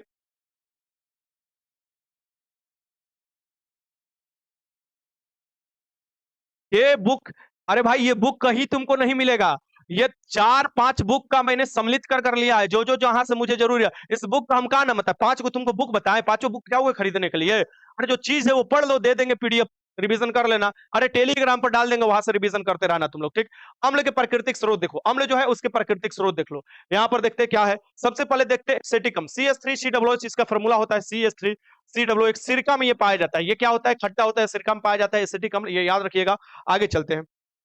एस्कॉर्बिक अम्ल, एस्कॉर्बिक अम्ल को विटामिन सी कहा जाता है, इसका जो प्राकृतिक नाम है विटामिन सी नाम है। आंवला में, खट्टे फल में, प्याज में, ये सब आपको विटामिन मिलता है। सिट्रिक अम्ल, ये खट्टे फलों में ये भी मिलता है, ये संतरा हुआ, नींबू हुआ, खट्टे फल में ये आपको सिट्रिक अम्ल मिलता है। मिल मैलेइक अम्ल, मैलिक अम्ल जो होता है मैल हो जाता है, जहां मैलिक अम्ल पाया जाएगा उसको हाथ तकोगे तो मैल, यानी एक ट्रिकली याद करना, सेव, सेव के ऊपर देखोगे लाल कलर का धब्बा लग जाता है, सेव में क्या पाया जाता है, मैलिक अम्ल पाया जाता है। टार्ट्रिक अम्ल, टार्ट्रिक अम्ल इमली में पाया जाता है, अंगूर में, कच्चा आम में पाया जाता है। यानी कि जो खाने से दांत तुम्हारा टटर टटर करने लगे या खाने के पहले टटराने लगे, उसमें आपको टार्ट्रिक अम्ल पाया जाएगा। जैसे आपको एक अंगूर खाओगे तो टटर टटर करता है, इमली देखते ही दांत टटराने लगता है, खट्टा आम देखते ही आपको देखोगे आपको टटराने लगता है, तो टार्ट्रिक अम्ल हो जाएगा। ऑक्जेलिक अम्ल, ऑक्जेलिक अम्ल को आप लोग इस्तेमाल करते हैं कपड़ा के धब्बा जो है उसे भी हटाने में ऑक्जेलिक अम्ल का इस्तेमाल किया जाता है। और ऑक्जेलिक अम्ल टमाटर में, पालक में, चने की पत्ती में पाया जाता है, चने की पत्ती में, पालक में और आपको टमाटर में। क्वेश्चन आगे देखते हैं, लैक्टिक अम्ल। तो लैक्टिक अम्ल क्या हो जाएगा, दही में पाया जाता है, लैक्टिक अम्ल एक दही में पाया जाता है, खट्टे दूध में पाया जाता है। मेथनोइक अम्ल जो होता है या फॉर्मिक अम्ल, मेथनोइक अम्ल का ही नाम है आपको फॉर्मिक अम्ल, और ये चींटी के, बिच्छी के, ये सबके डंक में पाए जाते हैं, इसे याद रखिएगा। आगे चलते हैं। फास्फोरिक अम्ल, फास्फोरिक अम्ल जो होता है ये कोको कोला, मार्केट जाए या ले ले आए, ये कोको कोला, ये वो गाना है ना, तो कोको कोला वाला जो, मतलब कि कोको कोला से क्या मंगा रही है, ये इस गाने का भावार्थ क्या निकलता है कि जो मेहरारू है वो कोको कोला से फास्फोरिक अम्ल मंगा रही है। ठीक, और अगर वो बोली कि हमको इमली खाने का मन कर रहा है, यानी कि वो क्या मंगा रही है, टार्ट्रिक अम्ल मंगा रही है। ठीक ना, ये सब आपको याद रखना चाहिए ना। आप लोग कहा मत, शादी ब्याह तो होगा ही ना तुम लोग का। ब्यूटेरिक, ब्यूटेरिक अम्ल कहा जाता है, ब्यूटेरिक अम्ल जो कि दूध वाला चीजों में पाया जाता है। ठीक, बेगूसराय, चलो चलो चंदन क्वेश्चन लगाओ। ब्यूटेरिक अम्ल जो पाया जाता है आपको मक्खन में पाया जाता है, दूध वाला जो भी आपको उत्पादन होता है उसमें, खट्टे तौर पर थोड़ा सा खट्टा जो होता है ये आपको उसमें पाया जाएगा। ठीक, प्रमुख रोग और उसके कारक, प्रमुख रोग और उसके कारक आप देख लीजिए, ये क्वेश्चन पूछता है आपके एग्जाम में। प्रमुख रोग और उसके कारक देख लीजिए क्या क्या होता है। देखिए यहाँ पर देखिए, ये आपको इसमें दिया है रोग और उसका कारक देख लीजिए। सबसे पहले रक्त कैंसर, ब्लड कैंसर बहुत खतरनाक बीमारी है, इसमें बेंजीन की मात्रा अगर बढ़ जाता है, लाइक सिगरेट पीते हो, सिगरेट जो पीते हो उससे क्या निकलता है, बेंजीन उसमें होता है, कर्क रोग इसे बोला जाता है ना। बेंजीन ऑन्कोलॉजी में आपको किसका अध्ययन किया जाता है, इसी का को कैंसर का अध्ययन किया जाता है। और बेंजीन क्या होता है, सिगरेट हुआ उसमें आपको बेंजीन होता है, और वो तुम्हारा कर्क रोग यानी कि आपको कैंसर रोग होने के लिए उत्तरदायी होता है। सो रक्त कैंसर जो होगा बेंजीन से हो जाएगा। इटाई इटाई कैडमियम के कारण, अगर पानी में कैडमियम घुला हुआ है उसके कारण इटाई इटाई रोग हो सकता है। मिनी माता रोग, मिनी माता में पारा अगर घुला हुआ है पानी में तो मिनी माता रोग हो सकता है। फिर ब्लू बेबी सिंड्रोम क्या होता है, नीला तुम्हारा शरीर पड़ जाता है, पैर नीला पड़ जाएगा। सो ब्लू बेबी सिंड्रोम जो होता है ये नाइट्रेट की मात्रा पानी में अगर घुली रहती है इसे ही होता है, ठीक। अब देखो ब्लैक फुट, ब्लैक फुट वो आपको जो होता है काला पड़ जाता है, नीचे का तलुआ काला पड़ जाता है, देखोगे ये आर्सेनिक से होगा। औद्योगिक क्षेत्रों ज्यादा होता है वहां पानी में आर्सेनिक की मात्रा बढ़ जाता है जिसके कारण देखोगे कि ब्लैक फुट रोग हो जाता है। बिल्सन रोग, बिल्सन रोग किसके कारण होता है, तांबा की मात्रा अगर ज्यादा हो जाता है तो बिल्सन रोग हो जाता है। फिर लोहमयता, लोहमयता देखोगे आपको किसके कारण होता है तो आयरन, आयरन के चलते आपको होता है। आयरन की कमी होगा तो उसे क्या कहा जाता है, आपको एनीमिया हो जाता है क्योंकि खून की भी कमी आपको दिखाने लगता है और ये आपको देखने को रोग मिलता है। चलो मुख्य रासायनिक पदार्थों के व्यापारिक नाम, मुख्य रासायनिक पदार्थों के व्यापारिक नाम देख लो। क्या क्या व्यापारिक नाम है मुख्य रासायनिक पदार्थों का जो आपसे एग्जाम में क्वेश्चन बनता है। देखो भाई एग्जाम को ध्यान में रखते हुए मैं करा रहा हूं, ठीक। हाँ चलो यहां से व्यापारिक नाम देखो। साधारण नमक का क्या होता है आपको, सोडियम क्लोराइड होता है, समुद्र के पानी में सबसे अधिक यही मिलता है। बेकिंग सोडा यानी कि तुम खाने वाला सोडा की बात कर रहे हो। सोडियम हाइड्रोजन कार्बोनेट भी इसका नाम है। कल जो क्यूज बनाया गया था उसमें बताया गया था बेकिंग सोडा का जो रासायनिक नाम आपको लगाया गया था सोडियम हाइड्रोजन कार्बोनेट, तो बहुत लोग गलती लगा दिए थे, ठीक। तो कंफ्यूजन नहीं होना चाहिए। बेकिंग सोडा जो कि तुम कहां मिलाते हो, लिट्टी में, गोलगप्पा में, पुचका में, गोलगप्पा में, ये सब में आपको मिलाते हो, ये हो जाएगा सोडियम बाइकार्बोनेट होता है, ठीक। धोवन सोडा का क्या होता है, सोडियम कार्बोनेट होता है, Na2CO3 होता है इंटू 10H2O। और बेकिंग सोडा का क्या होता है, NaHCO3 होता है, इसे याद रखिएगा। फिर बात करते हैं कास्टिक सोडा। कास्टिक सोडा का प्रयोग आपको देखोगे बहुत आपको औद्योगिक कामों में भी किया जाता है। सोडियम हाइड्रोक्साइड देखोगे NaOH जो होता है कास्टिक सोडा होता है। अब सुहागा, सुहागा जो होता है सुहागा इसे बोरेक्स कहा जाता है। 10A2B4O7 इंटू 10H2O, इसे सुहागा जो कहा जाता है इसे बोरेक्स कहा जाता है आपको इंग्लिश में। सोडा एस, सोडा एस का क्या नाम है, सोडियम कार्बोनेट है। सोडा एस का क्या नाम है, सोडियम कार्बोनेट है और इसका फॉर्मूला होता है Na2CO3। सोडियम कार्बोनेट होता है, इसे सोडा एस भी कहा जाता है, Na2CO3 कहा जाता है, इसे याद रखिएगा। यानी कि धोने वाला सोडा आप कहते हैं, सोडा एस को धोने वाला सोडा आप कह सकते हैं, Na2CO3 होता है। हाइपो, हाइपो यहां पर देख सकते हैं क्या है आपको, sodium thiosulphate, sodium thiosulphate Na2H2O3 into 5H2O हो जाता है, ठीक। फिटकिरी, फिटकिरी में देखोगे क्या होता है, potassium aluminium sulphate, K2SO4Al2 SO4 24H2O, ये जो होता है आपको फिटकिरी का फॉर्मूला होता है। यानी याद रखना इसका रासायनिक नाम क्या होता है, पोटेशियम एल्यूमिनियम सल्फेट होता है। कास्टिक पोटास का क्या नाम होता है, पोटेशियम हाइड्रोक्साइड होता है। कास्टिक पोटास का नाम होता है पोटेशियम हाइड्रोक्साइड, KOH होता है। विरंजक चूड़ का आपको, विरंजक चूड़ का आपको पानी को शुद्धिकरण के लिए जैसे ब्लीचिंग पाउडर भी कहते हैं, CaOCl2 होता है, या आप इसे भी लिख सकते हो ऐसे CaOCl को आपको ब्रैकेट में डाल देना, Cl अलग लिख देना, ठीक। वरना ऐसे भी लिख सकते हो CaOCl2, ऐसे भी आप लिख सकते हैं इसे। क्लोरीन इसमें होता है।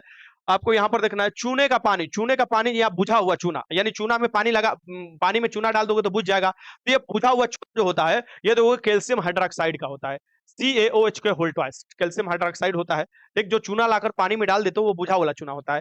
बिना बुझा हुआ चूना कौन होता है, यही होता है CaO, कैल्शियम ऑक्साइड जो होता है, जो लाते हो बड़ा बड़ा चूना उसे पानी में डालते हो जो आपको खलरने लगता है, वो जो आपको होता है जो बिना पानी में डाले वो कैल्शियम ऑक्साइड CaO होता है। चूने का पत्थर, चूने का पत्थर का क्या होता है, कैल्शियम कार्बोनेट होता है, कैल्शियम कार्बोनेट होता है, CaCO3 होता है चूने के पत्थर के। यानी कि आप चूने वाला पत्थर देखोगे वो क्या होता है, CaCO3 कैल्शियम कार्बोनेट होता है। या आप जो पेंट पुचारा किया रहता है चूने का दीवार पर, वो भी जो लेयर होता है वो CaCO3 का ही होता है। चलो संगमरमर भी वही होता है, कैल्शियम कार्बोनेट होता है, CaCO3 ही होता है। चलो आगे चलते हैं। यहाँ पर देख सकते हैं महत्वपूर्ण जो खोज हुआ है और उसके खोजकर्ता, महत्वपूर्ण खोज और उसके खोजकर्ता का नाम देख लीजिए। इलेक्ट्रॉन की खोज किया था जे थॉमसन ने।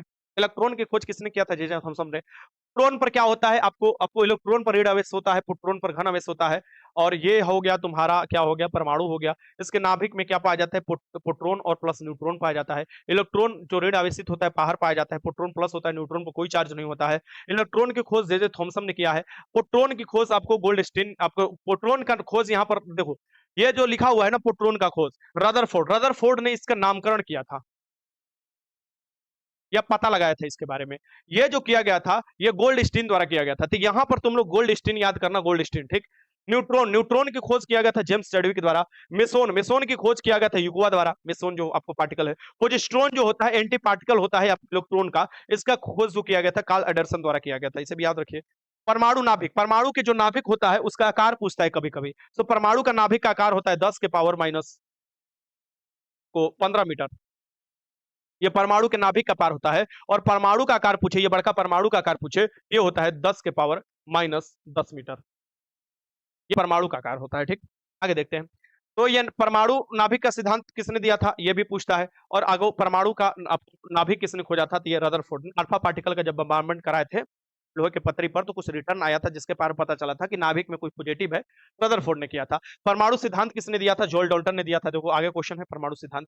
परमाणु क्रमांक, ये परमाणु क्रमांक के अकॉर्डिंग जो पीरियोडिक टेबल के बारे में बताया गया था या उनके गुणों के बारे में बताया गया था मोसले द्वारा। तो मोसले आपको आधुनिक पीरियोडिक टेबल के आपको पिता भी कहे जाते हैं। क्वांटम सिद्धांत यानी मोसले जो दिए थे आधुनिक पीरियोडिक टेबल दिए थे। ठीक, या अभी का जो पीरियोडिक टेबल है वो मोसले द्वारा परमाणु क्रम के रूप में दिया गया था। क्वांटम सिद्धांत मैक्स प्लांक द्वारा दिया गया था क्वांटम सिद्धांत। ठीक, अनिश्चितता का नियम दिया गया था हाइजेनबर्ग द्वारा दिया गया था। अनिश्चितता का नियम जो दिया गया था। ठीक, आधुनिक अवध सारणी देख सकते हो यहाँ पर मोसले।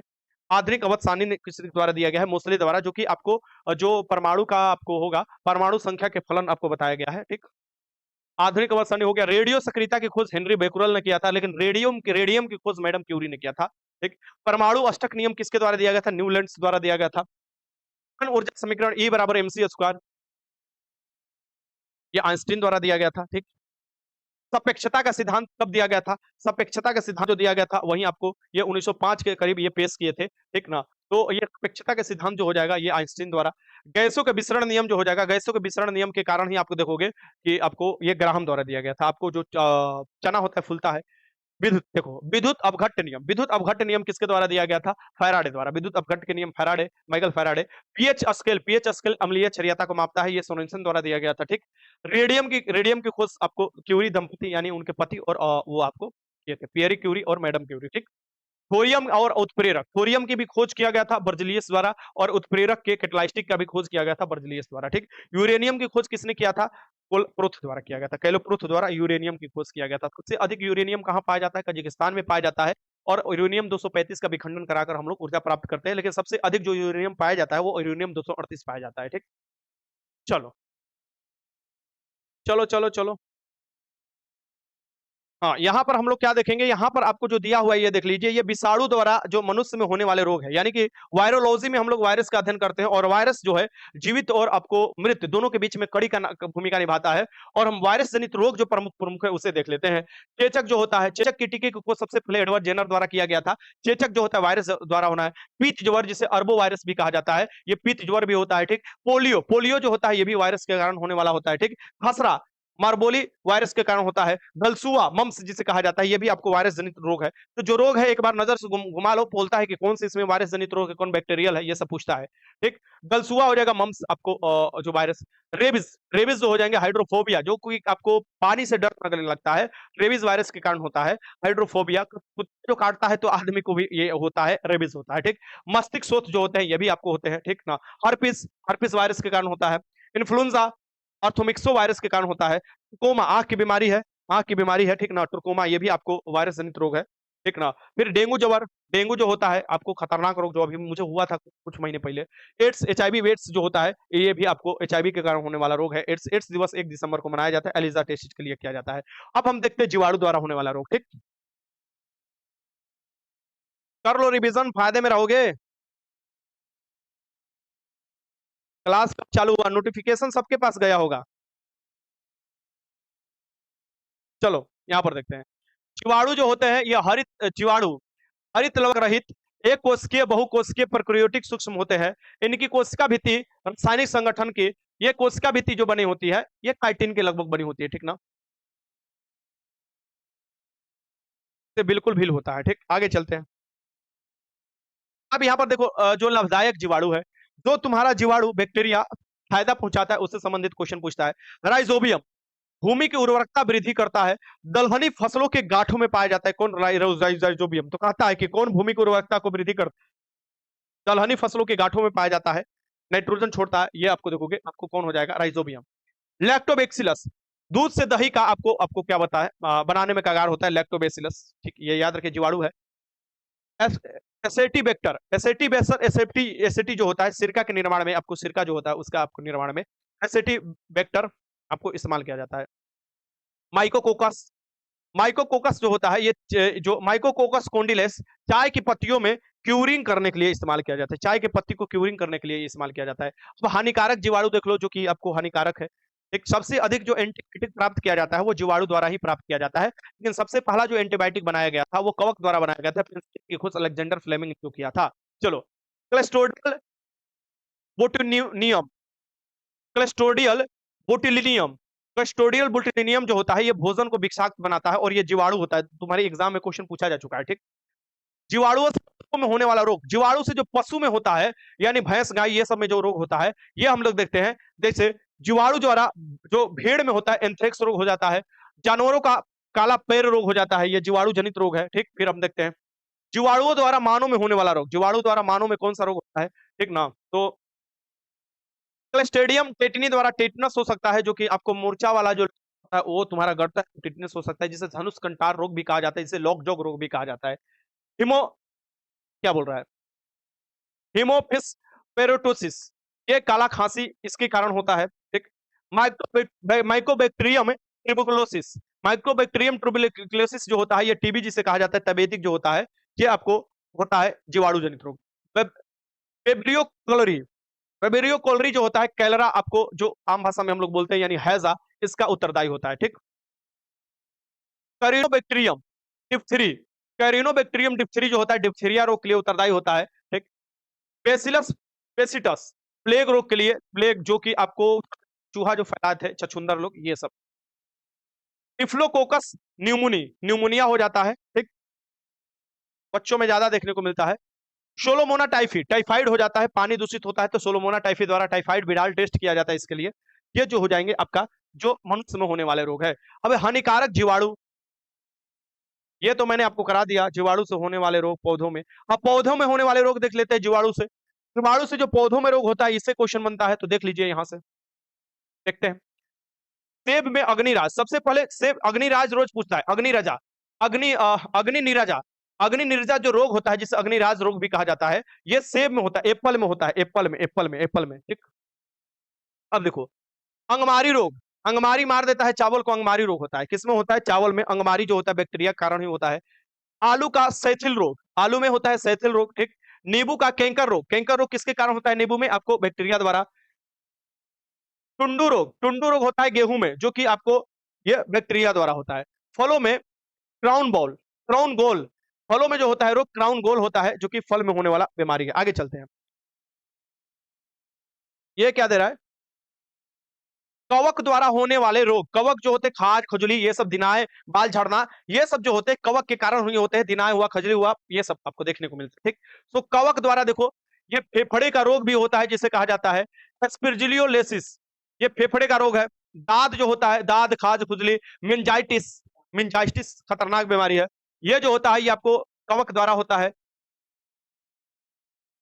हेप्टा जो हेप्टाजोमेसिस, ये भी आपको कवक द्वारा होता है। ओनिकोमाइकोसिस, अम्मा, गंजापन, खाज, खजुली, दिनाय, ये सभी जो होता है कवक द्वारा होता है। जहां पर पानी ज्यादा लगने लगता है कवक वहां पर अपना प्रभाव दिखा देता है, ठीक। आगे देखते हैं, कवक मतलब फफूंदी होता है भाई, फंगस। ये देख लो पौधे में जो होते हैं सरसों का से आपको सफेद कीट रोग जो होता है कवक से होने वाले रोग है। मूंगफली का टीका रोग, बहुत बीबीआई क्वेश्चन, बीबीआई क्वेश्चन है। मूंगफली में जो रोग होता है वो टीका है जो कि कवक द्वारा होता है। आलू का उत्तराभाव अंगमारी रोग, आलू का उत्तराभाव अंगमारी रोग जो होता है ये आलू में होता है, ठंडा लग जाता है। गन्ने का लाल सड़न रोग जो होता है ये भी होता है, गन्ने में लाल सड़न रोग होता है। आलू का अंगमारी रोग, ठीक। सेब का फल का सड़ना, सेब फल का जो सड़ना, सेब के फल का सड़ना ये भी होता है। गेहूं में लाल रस रोग होता है यही द्वारा, कवक द्वारा। बाजरे का बरगाट ये भी होता है। गेहूं के ढीला स्पट संपट, ठीक, ये भी होता है। अंगूर का पाउडर मिल्ड्यू और राई का इरगाट रोग, ये सभी आपको जो हो ये फफूंदी द्वारा होने वाले रोग थे। अब ये हम लोग देख लेते हैं यहां से, अभी देखते हैं कितना बचा हुआ है। ज्यादा अब नहीं बचा हुआ है, चलो ये ज्यादा अब नहीं बचा हुआ है, यही तुम्हारा बचा हुआ है, इसे खत्म करते हैं सबसे पहले। चलो इसे खत्म करते हैं। तो अभी गांधी जी से संबंधित तुम्हारे एग्जाम में जो क्वेश्चन पूछे जाते हैं, आप कहोगे सर जी ये कौन सा बुक का है, ये जो मैं बुक पढ़ता हूं उसका है और वहां से मैंने उठाया है। चलो 6 घंटे, 6 मंथ का सिलेबस 6 घंटे नहीं। अभी आप लोग बोलोगे तो और मैं इसका पार्ट लेकर आऊंगा, आप लोग बताना, क्योंकि हम लोग रिवीजन करेंगे ना इतने कम समय में। सो दरोगा वाले जो भी कैंडिडेट होंगे कमेंट कर आप लोग बताइएगा, बिहार पुलिस वाले भी, एसएससी वाले भी। सो आप लोगों के लिए मैं और भी करा दूंगा, जो भी इंपोर्टेंट है, जहां से श्योर क्वेश्चन होता है वही मैं पकड़ रहा हूँ टॉपिक, ठीक। अब देखो, जो गांधी जी से संबंधित उपाधि वो देख लीजिए। रविन्द्रनाथ टैगोर को महात्मा गांधी, रविन्द्रनाथ टैगोर इनको महात्मा को उपाधि दिए थे, किनको भैया, गांधी जी को। ठीक, कब दिए थे, चंपारण सत्याग्रह के समय में दिए थे 1917 में, तो रविन्द्रनाथ टैगोर ने दिए थे, यानी गांधी जी से संबंधित उपाधि ये जो भी है, ठीक। ब्रिटिश सरकार इनको केसरी हिंद दिए थे उपाधि, तभी तो इनको भर्ती करने वाला एजेंट लोग बोला था केसरी हिंद की उपाधि दिए थे। ये प्रथम विश्व युद्ध के समय ब्रिटिश सरकार, गांधी जी को ये सब उपाधि दिया गया था, ठीक। आगे देखो, रामधारी सिंह दिनकर, रामधारी सिंह दिनकर ने इनको क्या दिया था, सूर्योदय का अग्रदूत बोले थे, सूर्योदय का अग्रदूत बोले थे रामधारी सिंह दिनकर इनको, मतलब महात्मा गांधी को। सुभाष चंद्र बोस ने 1944 में इनको राष्ट्रपिता कहकर संबोधित किया था, राष्ट्रपिता कहकर संबोधित किया था। चाचा नेहरू, चाचा नेहरू जो है बापू कहकर संबोधित किए थे। चाचा जो नेहरू है ये बापू, यानी कि अपना बापू कहते थे, हमेशा बापू कहते रहते थे, बापू बताइए क्या काम करना है, तो ये महात्मा गांधी को नेहरू जी कहते थे, प्रथम प्रधानमंत्री जो थे, ठीक। खान अब्दुल गफ्फार खान इनको मलंग बाबा कहते थे, मलंग बाबा कहते थे खान अब्दुल गफ्फार खान, जिन्हें सीमांत गांधी कहा जाता है, ये इनको मलंग बाबा कहते थे। फिर देखते हैं, ब्रिटेन के प्रधानमंत्री चर्चिल ने इनको अर्धनग्न फकीर कहा था। ये गोलमेज सम्मेलन में 1931 में भाग लेने गए थे, दूसरे गोलमेज सम्मेलन में, तो अर्धनग्न फकीर कहे थे, ठीक। तो ये अर्धनग्न फकीर इनको कहा गया था।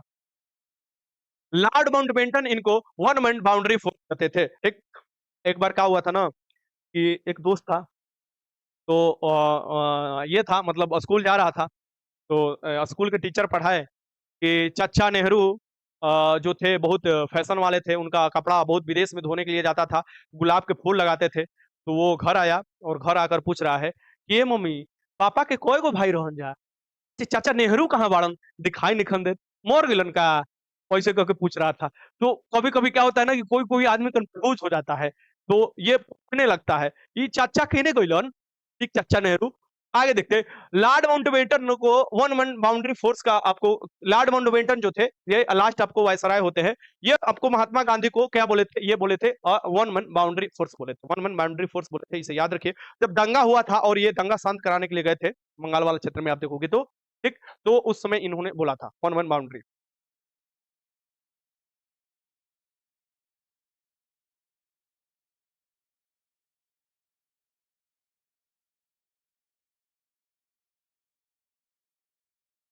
आइंस्टीन महोदय ने इनको आगामी पीढ़ी में शायद ही कोई विश्वास करे कि एक ऐसा व्यक्ति रक्त मांस का कोई भारत में जन्म लिया। ये कौन बोला कि ऐसा व्यक्ति जो रक्त और मांस का बना हुआ है आप भारत में जन्म लिया, आगामी कोई ऐसा आपको विश्वास कर सकता है, ये कब कहे थे, तो ये अब वो अल्बर्ट आइंस्टीन द्वारा, महोदय द्वारा, ये गांधी जी के बारे में कहा गया था, ठीक।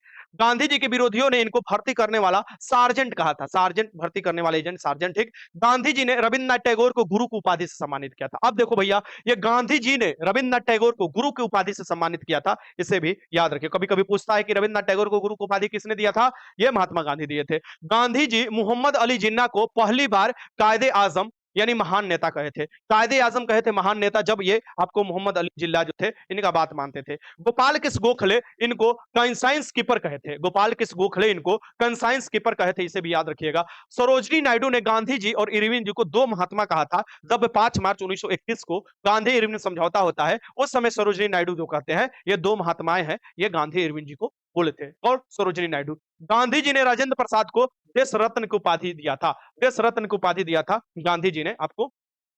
तो गांधी जी ने राजेंद्र प्रसाद को देश रत्न की उपाधि दिया था। गांधी जी ने मदन मोहन मालवीय जो बीएचयू के संस्थापक है, गांधी जी ने मदन मोहन मालवीय को महामाना की उपाधि दिए थे। कौन से महामाना की उपाधि दिए थे? गांधी जी ने चित्तरंजन दास को देश बंधु, तो देश बंधु किसे कहा जाता है? चित्तरंजन दास को कहा जाता है, ठीक ना। और गांधी जी द्वारा कथन या वचन और नारा, गांधी जी द्वारा कथन वचन नारा, उससे पहले मैं आपको बता दूं कि जवाहरलाल नेहरू किस कांग्रेस के अधिवेशन में सबसे पहले भाग लिए थे, मुझे बताइए।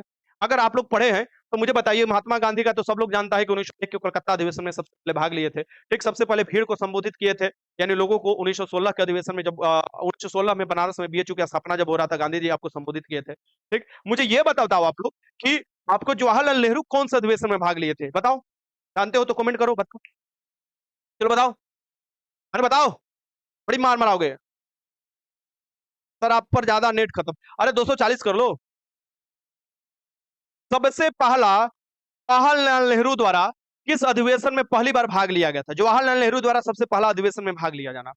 अरे जो पूछ रहे, दिमागिया में जा रहा है, खोपड़िया में तुम लोगों को। यानी पहला वो कौन सा अधिवेशन था, कहां हो रहा था, जो कि जवाहरलाल नेहरू उस अधिवेशन में आए थे? लखनऊ में 1928 में। दांत चिपोड़ दिए तुम लोग। आ?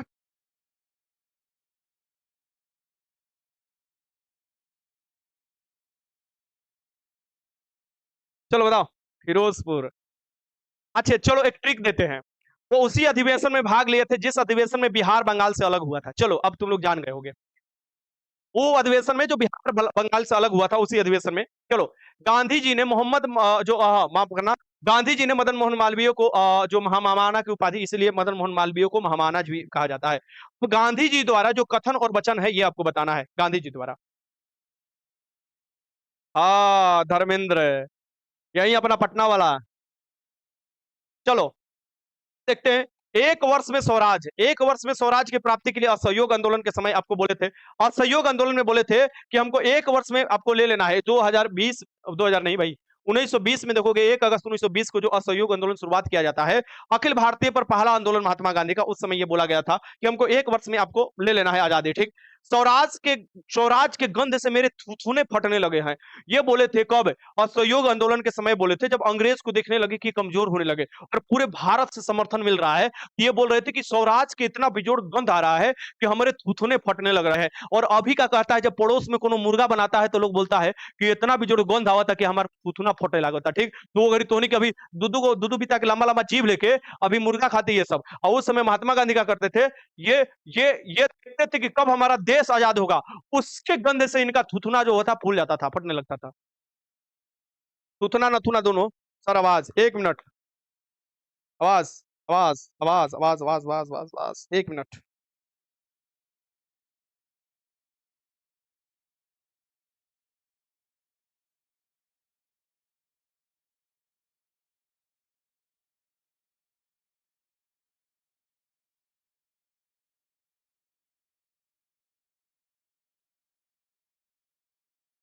लेकिन ही मत बोलो, नहीं बोलना।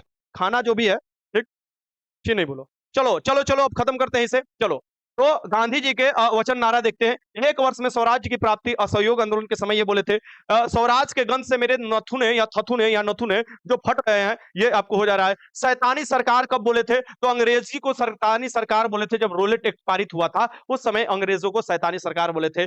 ऐसा अवसर अगले 10-100 वर्षों तक नहीं आएगा, ये जब हिंदू मुस्लिम दोनों एकता कर कर खिलाफत आंदोलन के समय देखोगे, कहे थे कि हमको मुसलमानों का समर्थन लेना है, ऐसा अवसर 100 वर्षों तक नहीं आएगा, ये खिलाफत आंदोलन में बोले थे जब 1919 में हुआ था। गांधी मर सकता है लेकिन गांधीवाद नहीं, ये आपको 1931 के जो अधिवेशन हो रहा था कराची का, उनसे बोलते हैं। जब आपको ये कराची अधिवेशन में जाते हैं और इनको काला झंडा दिखाया जाता है, क्योंकि सुभाष चंद्र बोस जी को 23 मार्च 1931 को फांसी होने वाला था, उसमें ये बीच बचाव नहीं किए थे। आपको जो गांधी रिन्यू के साथ समझौता 5 मार्च 1931 को किए थे, तो ये झंडा दिखाए थे, तो ये बोले गांधी मर सकता है लेकिन गांधीवाद नहीं, ये जो बोले थे, ये चीज आपको, गांधी मर सकता है लेकिन गांधीवाद नहीं, ये चीज। ठीक, चलो,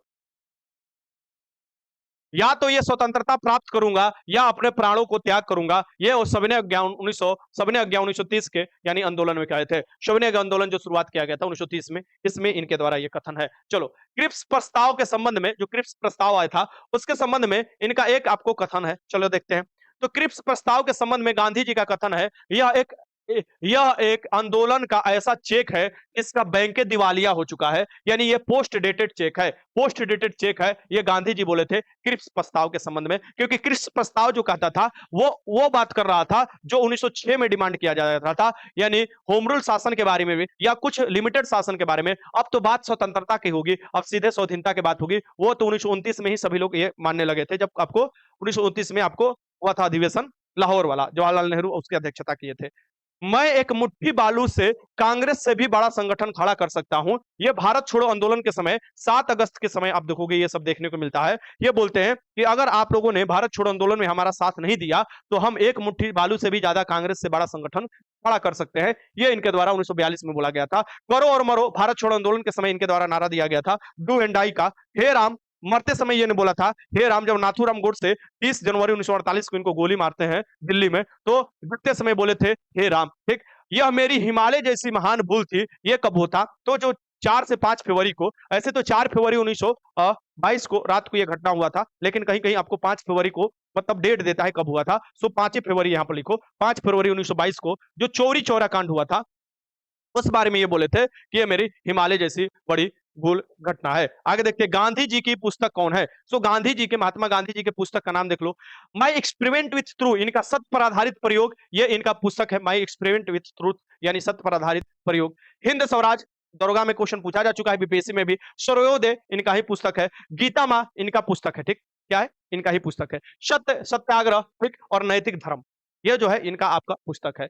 पत्र पत्रिका में देख लेते हैं इनका इंडियन ओपिनियन पूछा हुआ है क्वेश्चन, किसका है, इनका ही है। हरिजन इनका ही है, महात्मा गांधी का। हरिजन बंधु इनका ही है, महात्मा गांधी का। यंग इंडिया इनका ही है, महात्मा गांधी का। और नवजीवन महात्मा गांधी का है। ठीक, ये इनके पत्रिका है। आगे देखते हैं गांधी जी के व्यक्तित्व पर 3 महत्वपूर्ण व्यक्तियों का प्रभाव दिखाई देता है। इनके व्यक्तित्व पर 3 विदेशी जो महत्वपूर्ण नागरिक थे उनका प्रभाव जो दिखाई देता है, ये देख लेते हैं कौन कौन दिखाई देता है। पहला नंबर रॉस्किन, जॉन रॉस्किन। जॉन रॉस्किन क्या कहते हैं, इनके पुस्तक जो था अंत्योदय से गांधी जी काफी प्रभावित हुए थे। इनके पुस्तक अंत्योदय जो था इससे प्रभावित हुए थे और उनके प्रभाव में आकर जन कल्याण मार्ग अपनाया था। ठीक, unto this last, unto this last है इनके पुस्तक का नाम था, अंत्योदय, अनटू दिस लास्ट। ठीक, ये जो इनका पुस्तक था। टोल्स्टॉय, टोल्स्टॉय से भी प्रभावित हुए थे, इनका बुक जो था उनसे भी प्रभावित हुए थे। यानी सबसे अधिक जो प्रभावित हुए थे महात्मा गांधी, ये इनके पुस्तक जो था तुम्हारे हृदय में ईश्वर का राज, यानी the kingdom of God within you. ठीक, the kingdom of God within you, यानी तुम्हारे हृदय में ईश्वर का राज, ये सबसे ज्यादा इनको बुक प्रभावित किया था, जो कि टोल्स्टॉय का था। इसलिए इन्होंने टोल्स्टॉय फॉर्म भी आपको बनाया था। ठीक, इससे प्रभावित होकर गांधी जी ने अहिंसा अपनाया था। तो पूछता है गांधी जी ने अहिंसा किससे अपनाया था, टोल्स्टॉय के पुस्तक जो था तुम्हारे हृदय में ईश्वर का राज, इससे आपको। ठीक, डेविड थ्योरो, डेविड थ्यूरो के पुस्तक के आपको नाम पूछता है। डेविड थ्यूरो आपको जो था इनसे क्या प्रभावित होकर ये आपको अपनाए थे, तो गांधी जी इनके विचार से प्रभावित होकर सत्याग्रह अपनाया और इनकी पुस्तक सविनय अवज्ञा है। इनकी पुस्तक क्या है, सविनय अवज्ञा है, उससे भी ये प्रभावित हुए थे। ठीक, और विचार से प्रभावित होकर सत्याग्रह डेविड थ्यूरो के पुस्तक से आपको लिए थे, मतलब विचार इनको अपनाए थे। अब विविध देख लो, गांधी जी से संबंधित विविध क्या पूछेगा। गांधी जी का आर्थिक सिद्धांत न्याय संधिरता यानी ट्रस्टीशिप पर आपको है। ट्रस्टीशिप जो सिद्धांत देता है ये महात्मा गांधी का है। सूर्योदय, सूर्योदय शब्द का प्रयोग सर्वप्रथम आपको किसने किया था, महात्मा गांधी ने किया था। गांधी जी का प्रमुख हथियार सत्य और अहिंसा है। सत्य और अहिंसा जो है महात्मा गांधी का प्रमुख हथियार है। देखिए यहाँ पर गांधी जी ने खादी वस्त्र को आर्थिक स्वतंत्रता का प्रतीक बनाया।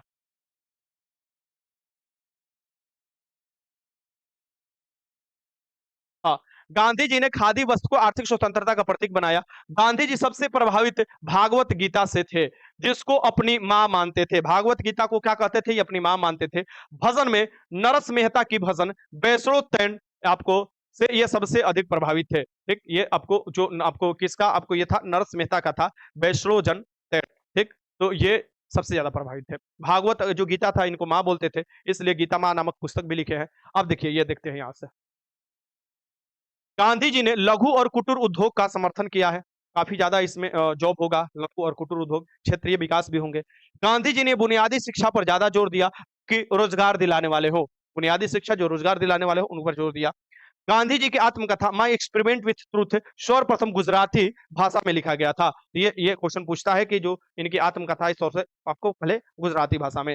हिंद स्वराज की रचना गांधी जी ने 1909 में किया था, ट्रेवलिंग के दौरान। ठीक, तो ये आपको टोटल मैंने कराया। जितने भी टॉपिक था इसे देख लीजिएगा और रिवीजन कर लीजिएगा, और यहाँ पर आपका टॉपिक खत्म होता है। कैसा लगा वीडियो जरूर बताइए कमेंट कर कर।